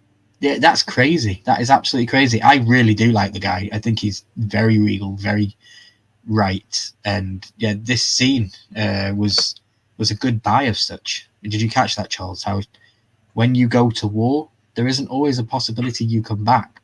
Well, And yeah.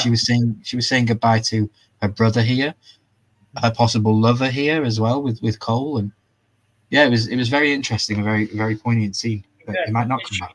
She does give Cole a little head bob at the end.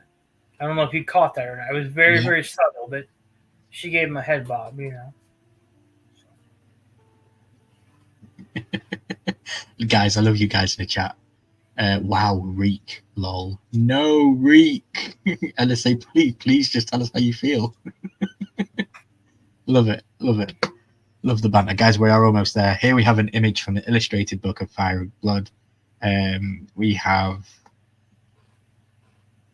Aemond on the left, Aegon on the right, and Daeron in the middle.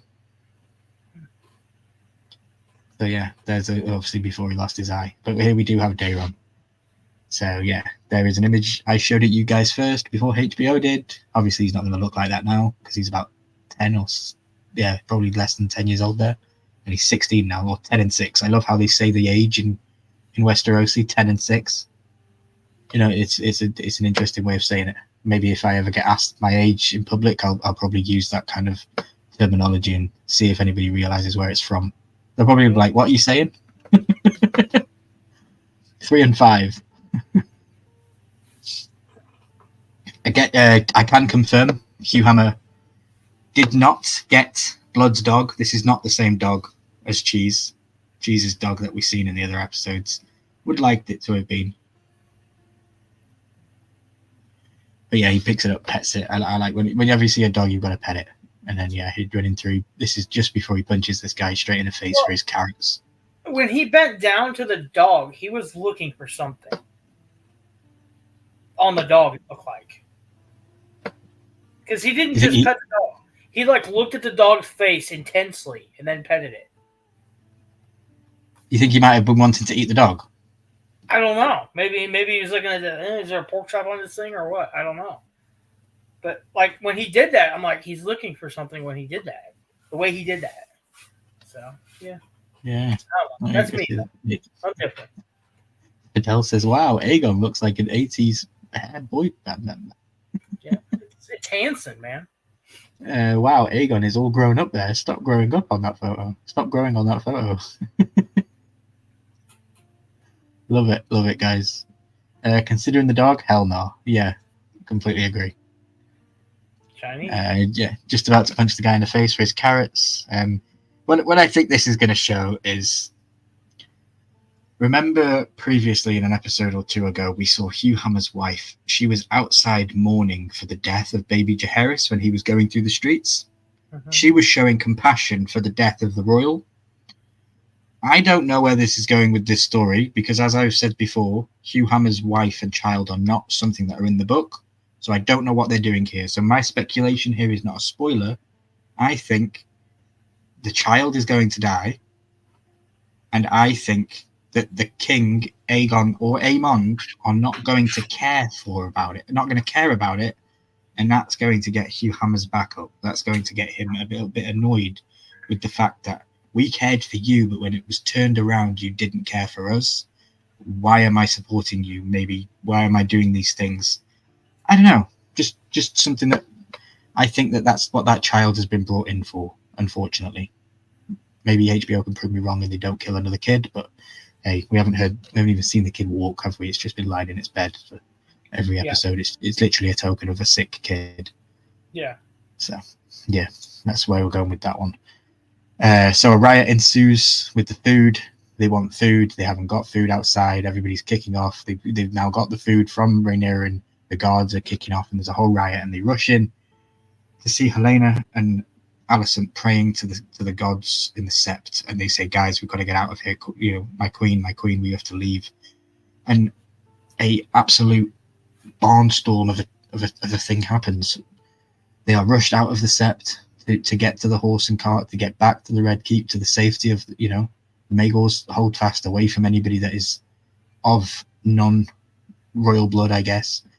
Alicent gets a fish chucked in her face and is called the Queen of Fishes. That's a direct line from the book, and because she gives a lot of the small folk fish after fish after fish that is referenced in this show. Why is it always fish that we get to eat in this city? Why is it never meat? Yeah. It's because Alicent was always just sending in fish to feed the small folk, and that's why she got the name of Queen of Fishes. Definitely very, very good. Helena holding her ears down the stairs because of the loud sounds. Yep. Yeah, and she doesn't like being in the vicinity of people that she doesn't know. Remember, she said that when they were going to parade with Jaehaerys, she was like, I don't want to be with them. I don't want to fake it. I don't want to be around those kind of people. And yeah, there's some scenes in this that if you read the book, that's all I'm going to say. I was absolutely gobsmacked that we did get some scenes that we got.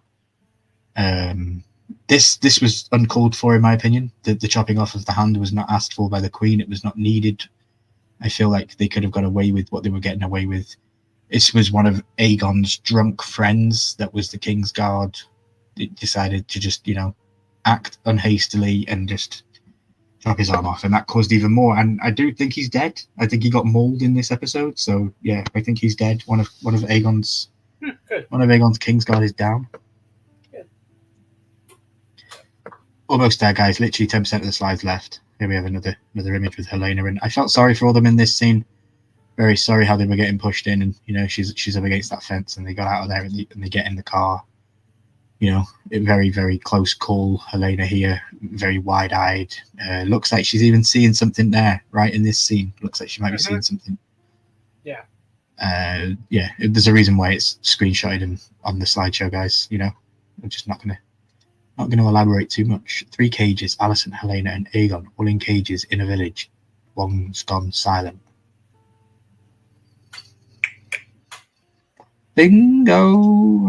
Yeah, bro, that could be it. There's loads of analogies for the 3 cages. We mentioned earlier in the stream it could have been her not being able to talk in the council anymore, and Alicent being pushed out, and all sorts. I definitely think it's all surrounding with the Greens, of course, with Helena's visions and prophecies. And remember, guys, this is show canon. This is the kind of show canon I'm happy with. You're adding to the canon that's making this show better. In the book, Helena doesn't have these sorts of dreams and these visions and these kind of stuff. She's not a dragon dreamer. But in the show, she is. That's canon changing, but it makes sense, and it adds value to the show. Again, I'm not gonna get back on my Nettles horse, but that's what I'm referencing. It's just crazy. And then here we have just let me take my Here we have the parallel of the 2 cuts. I love this scene, how she got cut, and on the same arm as Queen Rhaenyra got cut in the episode when the boy Aemond lost his eye, and she said an eye for an eye, and the dagger, and yeah, that infamous scene with the 2 of them. Parallels, guys, parallels. Love it. Here is the image we have on the back behind us. This is probably my favorite image of the evening. Absolutely love the rays of sun coming through here. And we see Varys being very sneaky and talking to him. I like how he went in there and he gave him all the subtleties he could. He was like, but bro, like, you rode Sunfire, and and then he hits him back. But you're never going to walk again. You're never going to run again. He's very, very manipulative, don't you think? Yeah, definitely. Yeah. Here we have, Larys being very sneaky in the shadows. Again, a very fantastic photo. Crispy Aegon asking Larys to help him. I wonder what he's asking him to help him with, and how he's going to help him. Like, gotta remember, guys, this is the king. This is what does my head in. He can speak. He's the king. He says he doesn't remember anything with Aemond, but I think he's scared of Aemond, and that's why he's not saying that he remembers. When Aemond comes in there, you can see it in his face that he is scared to death that he's in there. Mm-hmm. That you can see the fear in his face. You can indeed. Now, he can speak up. He could speak up as the king and say, I remember what happened. Aemond did this to me. capture him, put him in a dungeon, do whatever. He should not be ruling while I'm in this bed. And he doesn't. He just sits. So maybe he's going to talk with Laris about it. Maybe he's going to give the information to Laris, and Laris can try and do something. But I just don't know if there's any reasoning with Aemond at this point. Laris checking his chessboards. Yep, he is. He's putting all his pieces in a line and making sure that he can be in the position to play checkmate if needs be. I like that analogy, Francis. A very good one. Aegon awake for every visitor except Alicent. Yep. That's a very good point. I never caught that. Yeah, it's pretty odd, isn't it? Yeah, because the Maester comes in and said he's sleeping 9 of the 10 hours in a day. He sleeps 9 of the 10, and he's up. He's taking his medicine, and yeah, I never caught that, Jeremy. And I've watched the episode twice in the last 24 hours, and I never caught that he was awake for those and not for his mother. Yeah. Very, very interesting. Thank you for pointing that out. I didn't catch that. So yeah, then we see the scene, which I wasn't expecting to see. King Viserys crying over his dead wife, Emma. We didn't get to see this in the first season. I wonder if this is something that they did as a vision. So did this conversation happen in season 1 that we didn't get to see, and Daemon walked away and didn't confront and console his brother in that moment? Because obviously in this moment we see him do it. He's there for his brother and he's there to console him. This is, what he didn't do in season 1. Yeah. So yeah, another tick for Daemon. He sorted that one out. What next for Daemon? Hopefully he actually goes and does something. Please, Daemon. Yeah. Lord Grover is dead, says Simon Strong. Very interesting. Very key point going forward. Remember, if Lord Grover is dead, who is now in charge, guys? It's Oscar. Oscar, the young boy that had a kind of a disliking to Daemon a couple of episodes ago with his questioning about going and just go kill your grandsire and get this over and done with, and going against the loyalty of your family and your name. And I wonder if that's going to come back to bite Daemon. I wonder if that's going to come back to bite Daemon, because now Daemon is expecting a meeting with all the lords making their way to Harrenhal, and that new lord is the appointed Oscar Tully. So we shall see. Yeah. And then we come to Jeremy's favourite part of the episode. I know he would have been absolutely dancing for joy here. I'm okay with it, I guess. I'm okay with it. It's different. It's okay for dramatization of a television show. It makes for better TV than having people standing in a line. Okay, cool. Yeah, that's me being nice, or trying to be. I was really hoping we were going to get some more dragon food myself. Okay. Where you said earlier about them lining up and trying to ride, and I was really hoping we were going to get more barbecue. A couple more. Well, the dragon seed ceremony is definitely not over. There is definitely more dragon seeds that are going to take seats. Yeah. So you may get your wish next week, Charles. You may get your wish next week. Okay. So here we have Adam. He does some crazy running through the woods, and Sea Smoke is basically chasing him and teasing him. And yeah, I didn't quite understand what was going on here. Like you pointed out, Charles, yesterday, which I kind of like, that you believe that Sea Smoke thinks that Adam is, or knows that Adam is the half brother of Laenor, correct? Yeah. I think he can sense that he is at least half of Laenor. Yeah. Francis has a very good point there. Maybe they are developing Daemon's character to make sure he will do everything for his queen. Yeah, very good point. What has he got to do? He's got to secure the Riverlands, right, for his queen, so that she has people to march to King's Landing, correct? That's what the plan is supposed to be. That's what Daemon's supposed to be doing in King's Land in Harrenhal. We will see if he can accomplish that once he has the meeting with the Lords of the Vale. That would be a good conversation. I can't wait to have it. 3 days and the winds will change, says Alice. 3 days later, Grover is dead. Yep, she had something to do with it.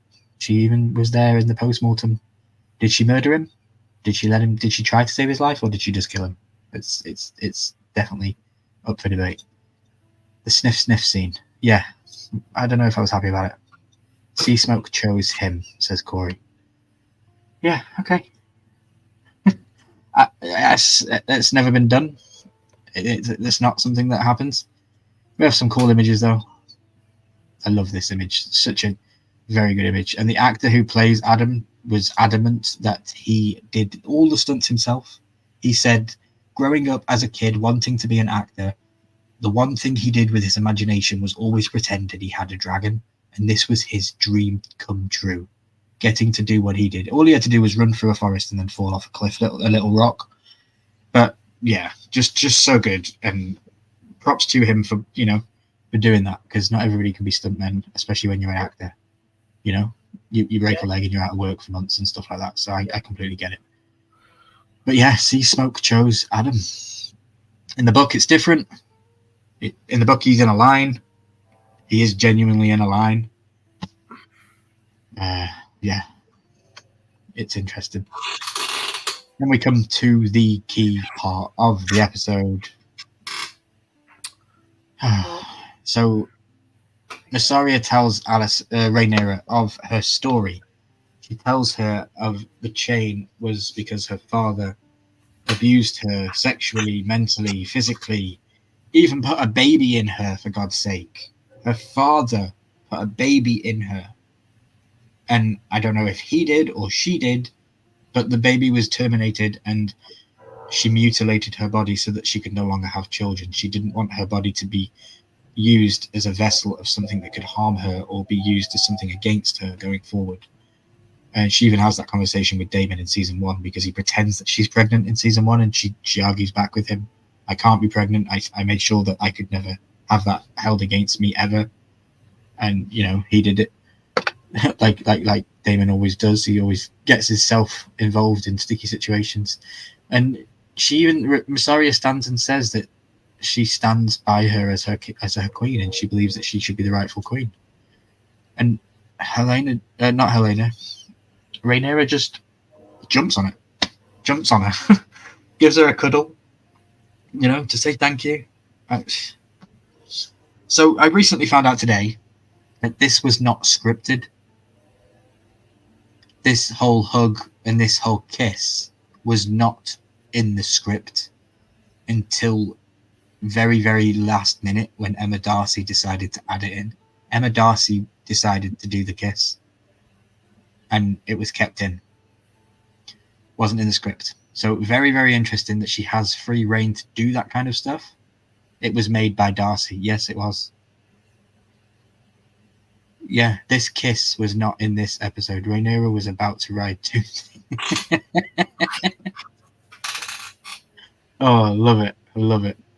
Yeah, and then we get the kiss in 4K. Again, thank you, HBO, for providing me with a very, very clear and very, very awesome 4K image of this monstrosity of a thing that's happened at the end. I don't understand why they've done this. I don't understand what this means for the story going forward. All I'm going to say is Mysaria is probably my favourite character of the season so far. She really, really is. She's bloody amazing. One of the best characters, and the story going forward with her is fantastic. I just do not understand this kiss. But thank you, HBO. Yes, thank you. We do say thank you. She's just lonely. She's desperate. Yeah. And I would like to suggest all of you after this live stream, if you want to listen to more House of the Dragon stuff, go onto the Game of Thrones YouTube channel and listen to the official Game of Thrones podcast that drops every single week after the episode. That's something I do every Monday as I listen to that. And they have an interview with Sonia, who plays Mysaria. You don't even know it's Mysaria for her voice. Like, when you hear her talking as her normal self, you don't know who she is. She puts on such a good accent as Mysaria, it's completely different. Jeremy, she has been a favourite of mine for a few episodes now. Yeah, she's definitely growing in my liking and everybody's liking by the looks of it. Yeah. 9 out of 10. Sorry, guys. 9 out of 10. No offense. They just changed something outside of the book. Sorry. Yeah. Yep. I agree. It's different, I just don't know where it's going. I think it's the connection with Daemon. I think it's the lack of Daemon being there. They both have the connection. I don't think Rhaenyra is lesbian or is bisexual. I think there was an inkling of love with her and Allison at the start. Yeah, they were trying to. In the show, you know? Yeah. Sorry, Charles, go ahead. You're right. Yeah, they tried to play that in the first season too. Yeah.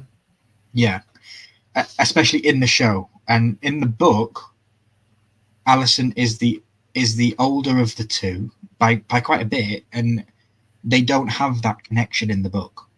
Like, she's like an evil stepmother kind of figure in the book. So they don't have that connection. So they did it in the show differently. And I don't know if it's because Emma Darcy would. I just don't know. I don't know if it's their sexuality coming through into the character from IRL into the character. I have no clue. But I love it. It was still a good scene. I just wonder where they're going to go with it. Are they going to keep it secret? Is it going to be? It seemed like they were going to keep it secret though, didn't it? Because they moved away when somebody came in. Just wait till Damon gets home. Yeah, right. And then we hear that Seasmoke has a new rider, and Jace watches his mother fly away again, unexplained. Has no idea where she's going. He doesn't know what she's doing. All he believes is that somebody stole a dragon, because she's checked on everybody that can ride one for the Blacks, and it's none of those. So who the hell has stole her dragon? And that's the end of those episodes. That episode. We do have these though to quickly talk about. Let me take my stuff off here. So we have a question from Corey saying, "Is Mysaria one of the best characters this season?" Perfect segue. We literally just spoke about that. Yes, I do personally believe this season she is the MVP. She is definitely such a good character with the storyline. And again, that's because they focused on her storyline, because it's very different from the book. I hope that answers your question, Corey. Thank you for submitting it. I really appreciate it. Guys, if you want to submit questions to this every single week, please check out my Instagram straight after the episode on Sundays. It's up for 24 hours, basically leading to the live tonight. And it gives you an opportunity to drop some questions in. I do have some others here from IGX Darling. Thank you. With propaganda and misinformation playing such a divisive role in the Great Dance, what was one point of no return for you from either Greens or the Blacks? It might be a cop-out answer, but I'm going to say Lucerys' death. That was an accident that could have prevented all of this if Aemond had just spoken up. And instead, he decided to be known as a Kinslayer and take that mantle as very aggressive and very dangerous. I think it could have changed a lot of things with with the propaganda of the lies of the wars and how the war started and all this stuff. Rhaenyra being angry because losing her son. She might not have been as angry if she'd have spoken with Aemond when she needed to. That's what I would say with that. How would you answer that question, Charles, if you could?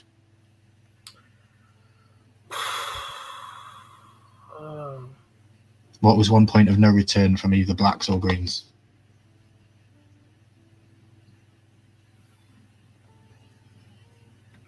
I don't know.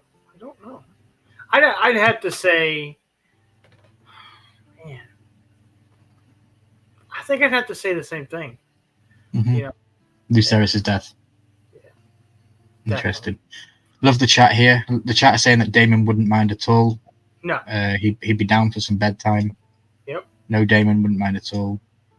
Rhaenyra's girlfriend is probably going to die because Jeremy likes her. Is there a point bet? of no return was Alicent learned the real meaning of what the king said at death. Okay, yeah, that's a good answer. Guys, what would you guys answer in the chat? Please feel free as we go through these to answer yourself. That is a good one, yeah. Yeah, it is a very good one. Another one from Cosmic Skeptic says, interesting that the ship Rhaenyra's young boys are going on is called the Gay Abandon, while she's being gay with their father's former mistress. Isn't that very funny? She abandoned her children and then did a gay scene. And the boat they're going on to Pentos is called the Gay Abandon. Hey. The story points, right? It all comes around. It does all come around. Thank you, Cosmic, for your question. IG, another question submitted on IG. It's Tall Dave says, was the lesbian relationship at the end of the episode canon in the book? There's my answer. Fidel gave it. Lol. No, it's not canon in the book. Unfortunately, or fortunately, depending on which side of the fence you sit on. You could be sitting on the middle of it. You'd be having a great time if you are. And maybe I'll join you. I don't know. It's a cool little addition to the show. I just don't think it was needed, and I don't think it was necessary, and I don't think it's going to go anywhere. But we shall see, I guess. Thank you for your question. It's Tool Dave. To clarify, it is not book canon. Another question is from This Is Dawn on IG. Do you think that the lack of book content is responsible for the grueling pace of this season so far? I do, unfortunately. I feel like the season has took a pretty slow time at getting to where it's got to. So all of season 2's events, I would say, come from about 20 pages of a book. Of this book, Fire and Blood, only 20 pages of actual on-page writing has been taken and brought into this season 2 show.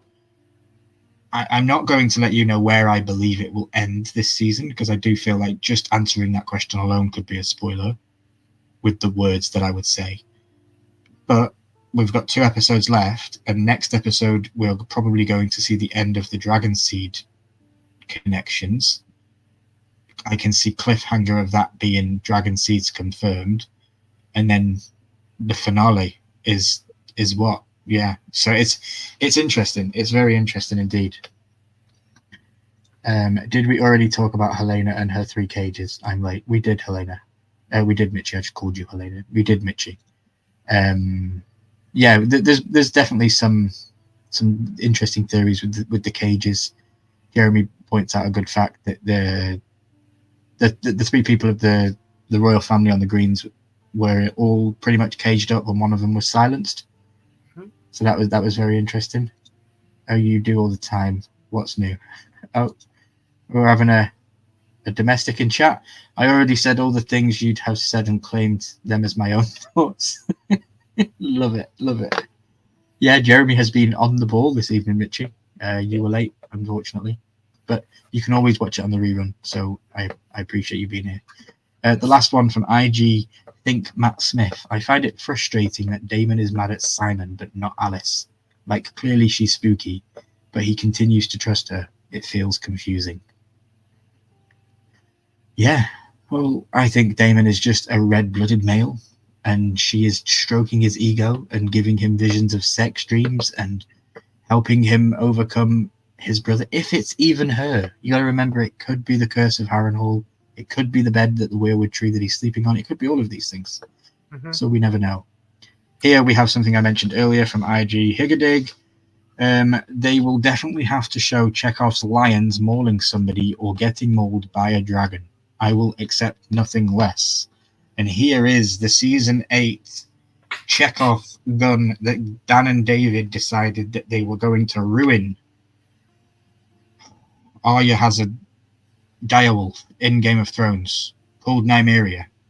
Nymeria in the book sets up a whole pack of wolves that she's going to do. So we don't even know if she does anything because it's in the Winds of Winter, and we don't know if that book's ever going to get released. But it's a Chekhov gun. Like, you don't show me a pack of wolves and they don't do anything in the show. Like, she literally has a conversation with her wolf and then walks away, and that's all you see of these pack of wolves. They don't help in the Night King fight. They don't help in anything. It's like, why did you show us them? You know? Yeah. So yeah, that's my Chekhov gun that I'm hoping to see, and then I think we have one final one, which is slide 100. So congratulations, guys! We did 100 slides in less than 2 hours. Charles, I thank you for your time. We have got meme of the week. We are going to get through that, but yeah, we've been here 2 hours. Thank you for your time. Thank you for sitting patiently and listening to me. Oh yeah, no problem. And being part of it. So the last one here is, with mention of the Triarchy, do we know what the politics of Essos are at this time? Any big events that happened or groups to consider? So Charles, do you know who the Triarchy are? No. Okay. The Triarchy are, as you see here depicted on screen, the families of Tyrosh, Mir, and Lys. And they are just over the water. As you can see in the middle here, the Stepstones. We are very familiar with the Stepstones. That's where the War of the Stepstones happened. That's where the crab feeder was. Yes. All of that. Yes. So the Tyroshis, they all came together as three families. They're actually three daughters. They all come together and they have a pact, and they are called the Triarchy. It is believed that that's what Aemond wants. Aemond is sending Tywin Lannister to the Triarchy to forge a deal to try and help with Corlys's blockade at the Gullet. Because just north of here is, as you can see on the photograph, we see Storm's End, and then a little bit further up we've got the Gullet, which is being blockaded by Corlys. So the plan is, from this episode, to get the help of the Triarchy to attack Corlys from the back, while they may be attacked from the front, and then obviously they're going to be successful. That is pretty much all I can say, because I do believe a key character will come into effect next week surrounding these three towns, these three, Tyrosh, Muir, and Lys. So that's why this is the last slide of the evening, because this will be something you guys remember going into next week. The Triarchy will be a big thing next week, so stay tuned for that. And that is the end of those slides. I believe that's it. Yeah, 100. So guys, that was the breakdown of the episode. It took me 2 hours. Thank you very much for listening. I like this back and forth. Good. I hope you like it. I tried my best to include everybody in the stream. Sometimes I go on rants. I do apologize, but again, that's why I let you all know at the beginning.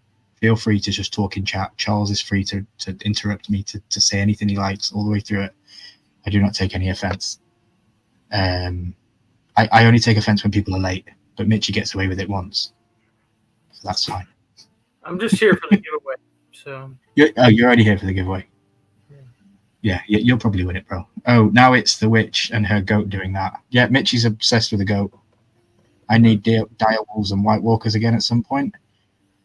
So I've apparently heard that there was some filming of White Walker stuff. Maybe we get White Walkers at the end as a tease. I don't know. It would be nice, but it's not mentioned in the book, so it would be definitely something that they shoehorn in for the show. But again, the whole dagger and the Song of Ice and Fire and all that kind of stuff isn't really part of the book. So yeah, they're bringing that from the main show into this to have people connect from Game of Thrones to House of the Dragon. Yeah. Your heart's as cold as a White Walker, Jeremy. Oh, Mitchie's home. Winter is coming. Great breakdown as always, Milky. Thank you, Fidel. I really, really appreciate you. Yes, great job. Aemond is a White Walker. Yeah, that would be pretty cool. I've seen images. Well, guys, it is that time of the week. We have Meme of the Week. And I'm not just going to go, oh, look, here's some memes. No, I'm going to drop them down and we're going to play a little jingle, because I made a little jingle for Meme of the Week. Tonight.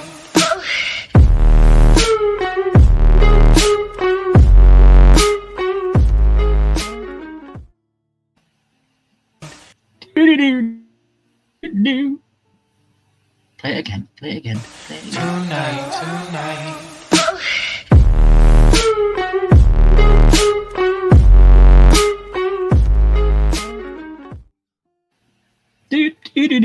That's how I feel, guys, at the end of every episode on a Monday night after entertaining you guys. I get off here, I literally walk 10 steps over to my sofa and I do that little dance. And I'm like, that was a good live, that was a good time. And I can't wait to do it all again next week. So here we go, guys. These are Memes of the Week. This is the fun part. This is the time where you guys get to have a say in the live stream. You know, you can submit memes from today, any day of the week. Fidel is on it like a rocket. He literally sends me stuff every day of the week, and I love it. And so does everyone else. Randy sends me stuff. Jeremy sends me stuff. People do it all the time, and I love it. Meme of the Week is becoming something that we may end up doing a separate live stream for Meme of the Week. Or maybe putting Meme of the Week over somewhere else. Stay tuned to see where that might be. So here is House of the Dragon Season 2 Out of Context.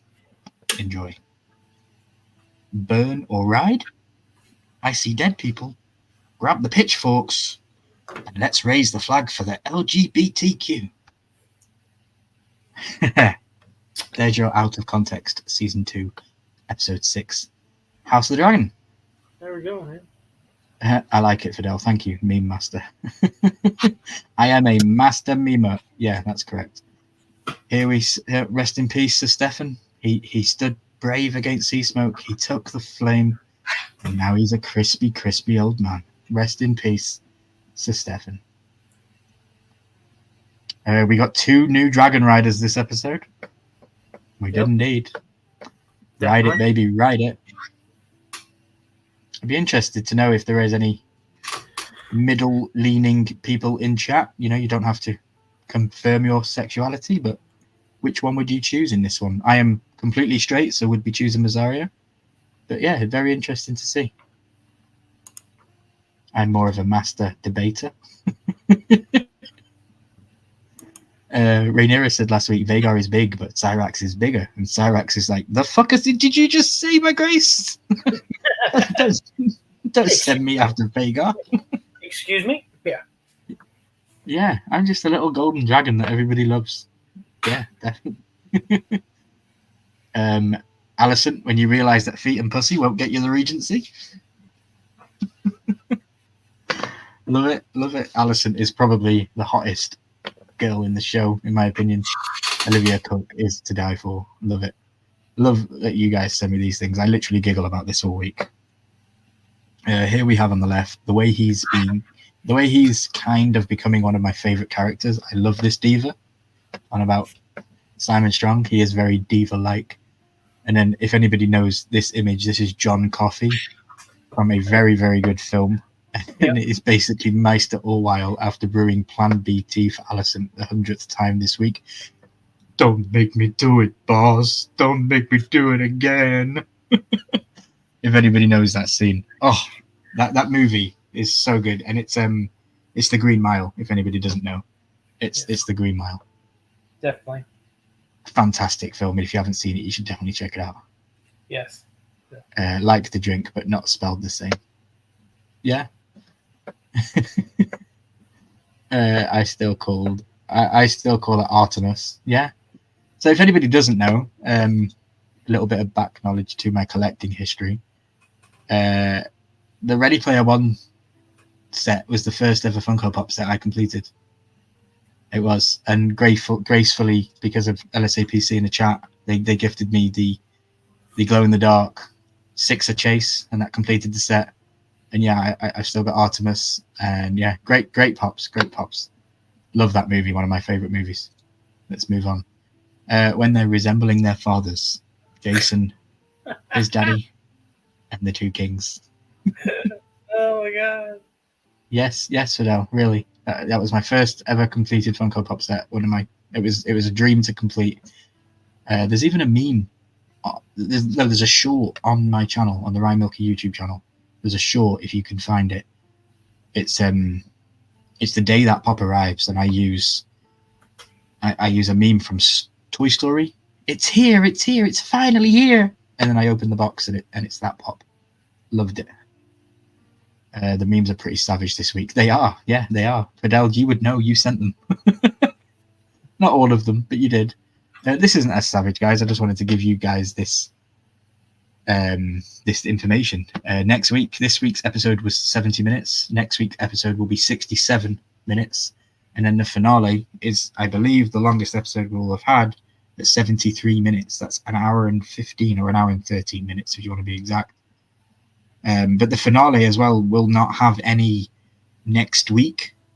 You got to remember that they have the next week scene at the end, and that is usually 5 to 6 minutes on the end of every episode.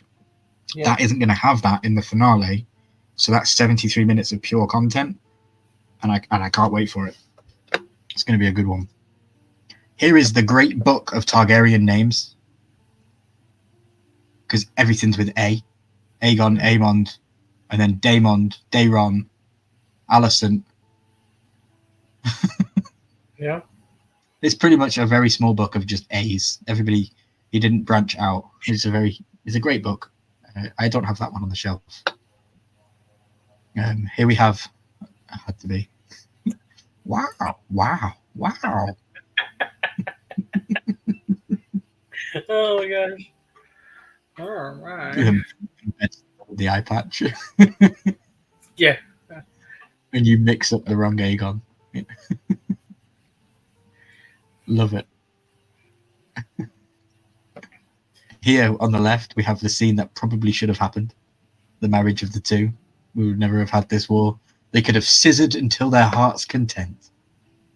But no, we got rare meat instead. So we have blue, top left, medium, top right, middle left, rare, middle right, medium well, bottom left, medium rare, and then bottom right, well done. Sir Kristen. No, not Sir Kristen. Sir Crispy. That's his name. The Pout. The Pout.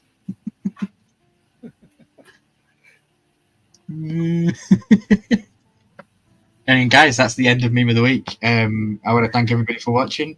Please hit the subscribe button if you haven't already. My name is Ryan.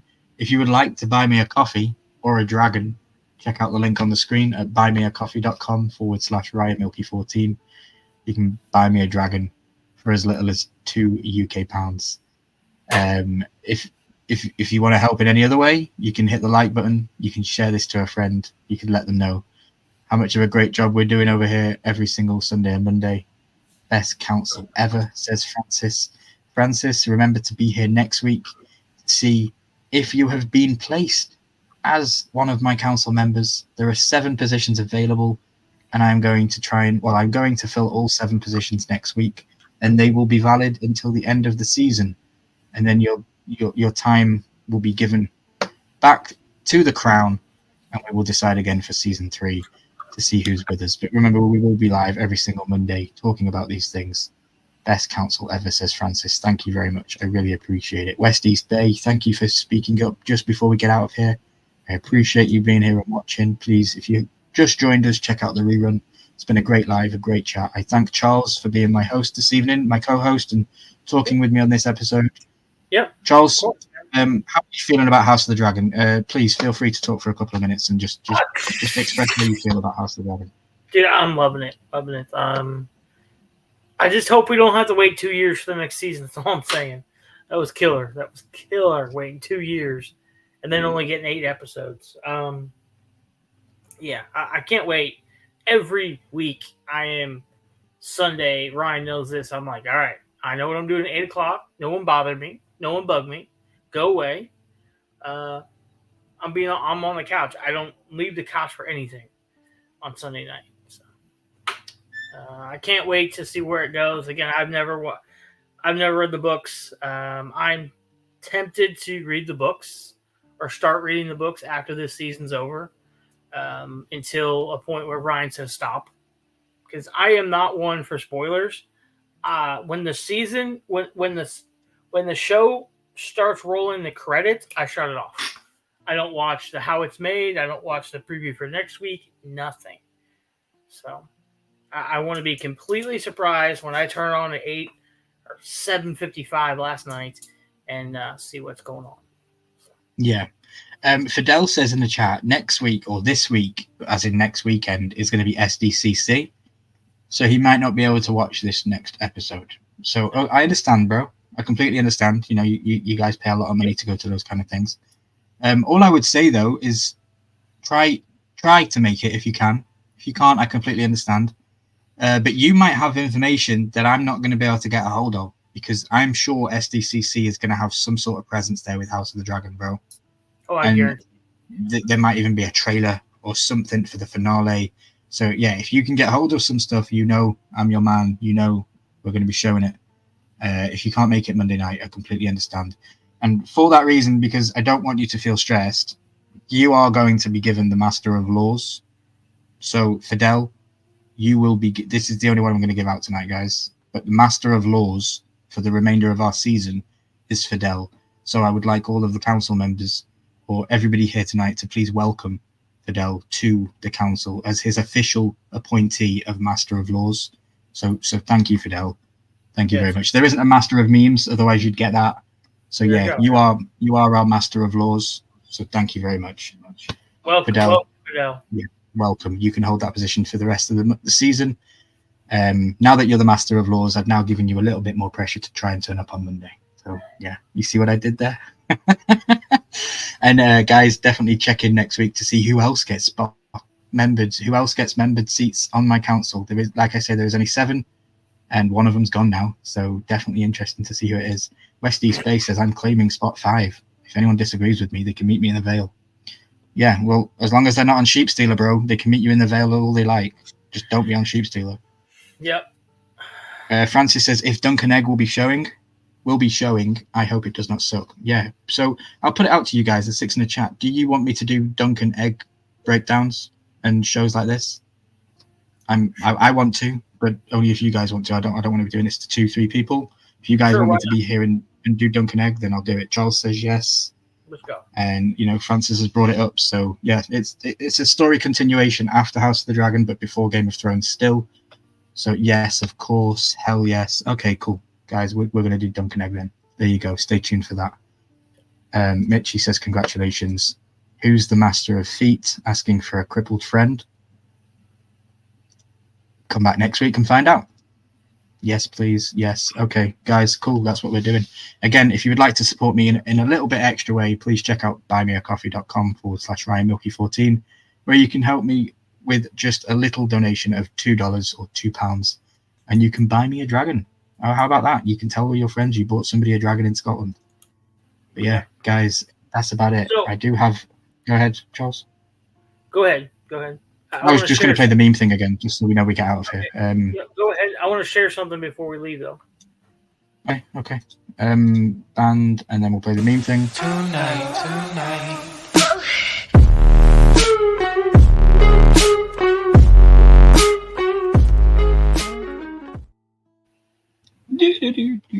Oh, sorry, guys. I'm going to be dancing to that as soon as you guys get out of here. Like, the t-shirt's going to come off. Dragons are going to be loose. Charles, please feel free to share whatever you would like to share, my friend. So we were talking about the table earlier, guys, and how someone had beat me to it. And oh my God, guys, you got to check this out. I found it yesterday morning. It is a YouTube channel. It's John Malecki. He's an amazing builder. He built I built the first real Game of Thrones war table. And here's the thing. If you watch this video, he tells you how you can win it. You can buy stuff off his website, and for every $1, it's another entry, or you can enter free on his website as well. So so here's the video. Just check it out. Awesome video. It's about 35 minutes long, 35 minutes long, but I watch all of his videos. But awesome video. Such an awesome table, and I'll be winning it. So if anybody wants to come see it at my house, we could have the first IRL council meeting around the actual table. Yes. Imagine that, guys. I appoint everybody to their seats on my council, and then we go and actually sit around the real table. Yeah. That would be so good. And Mitchie's getting a dragon. I know she is. She's not going to drop this now. Mitchie's going to get one of those baby dragons. So we are literally as close to gods as we could be. Yes, exactly. Guys, this is amazing. Charles, thank you for sharing that. I really appreciate it. Guys, please check out John Malecki on YouTube.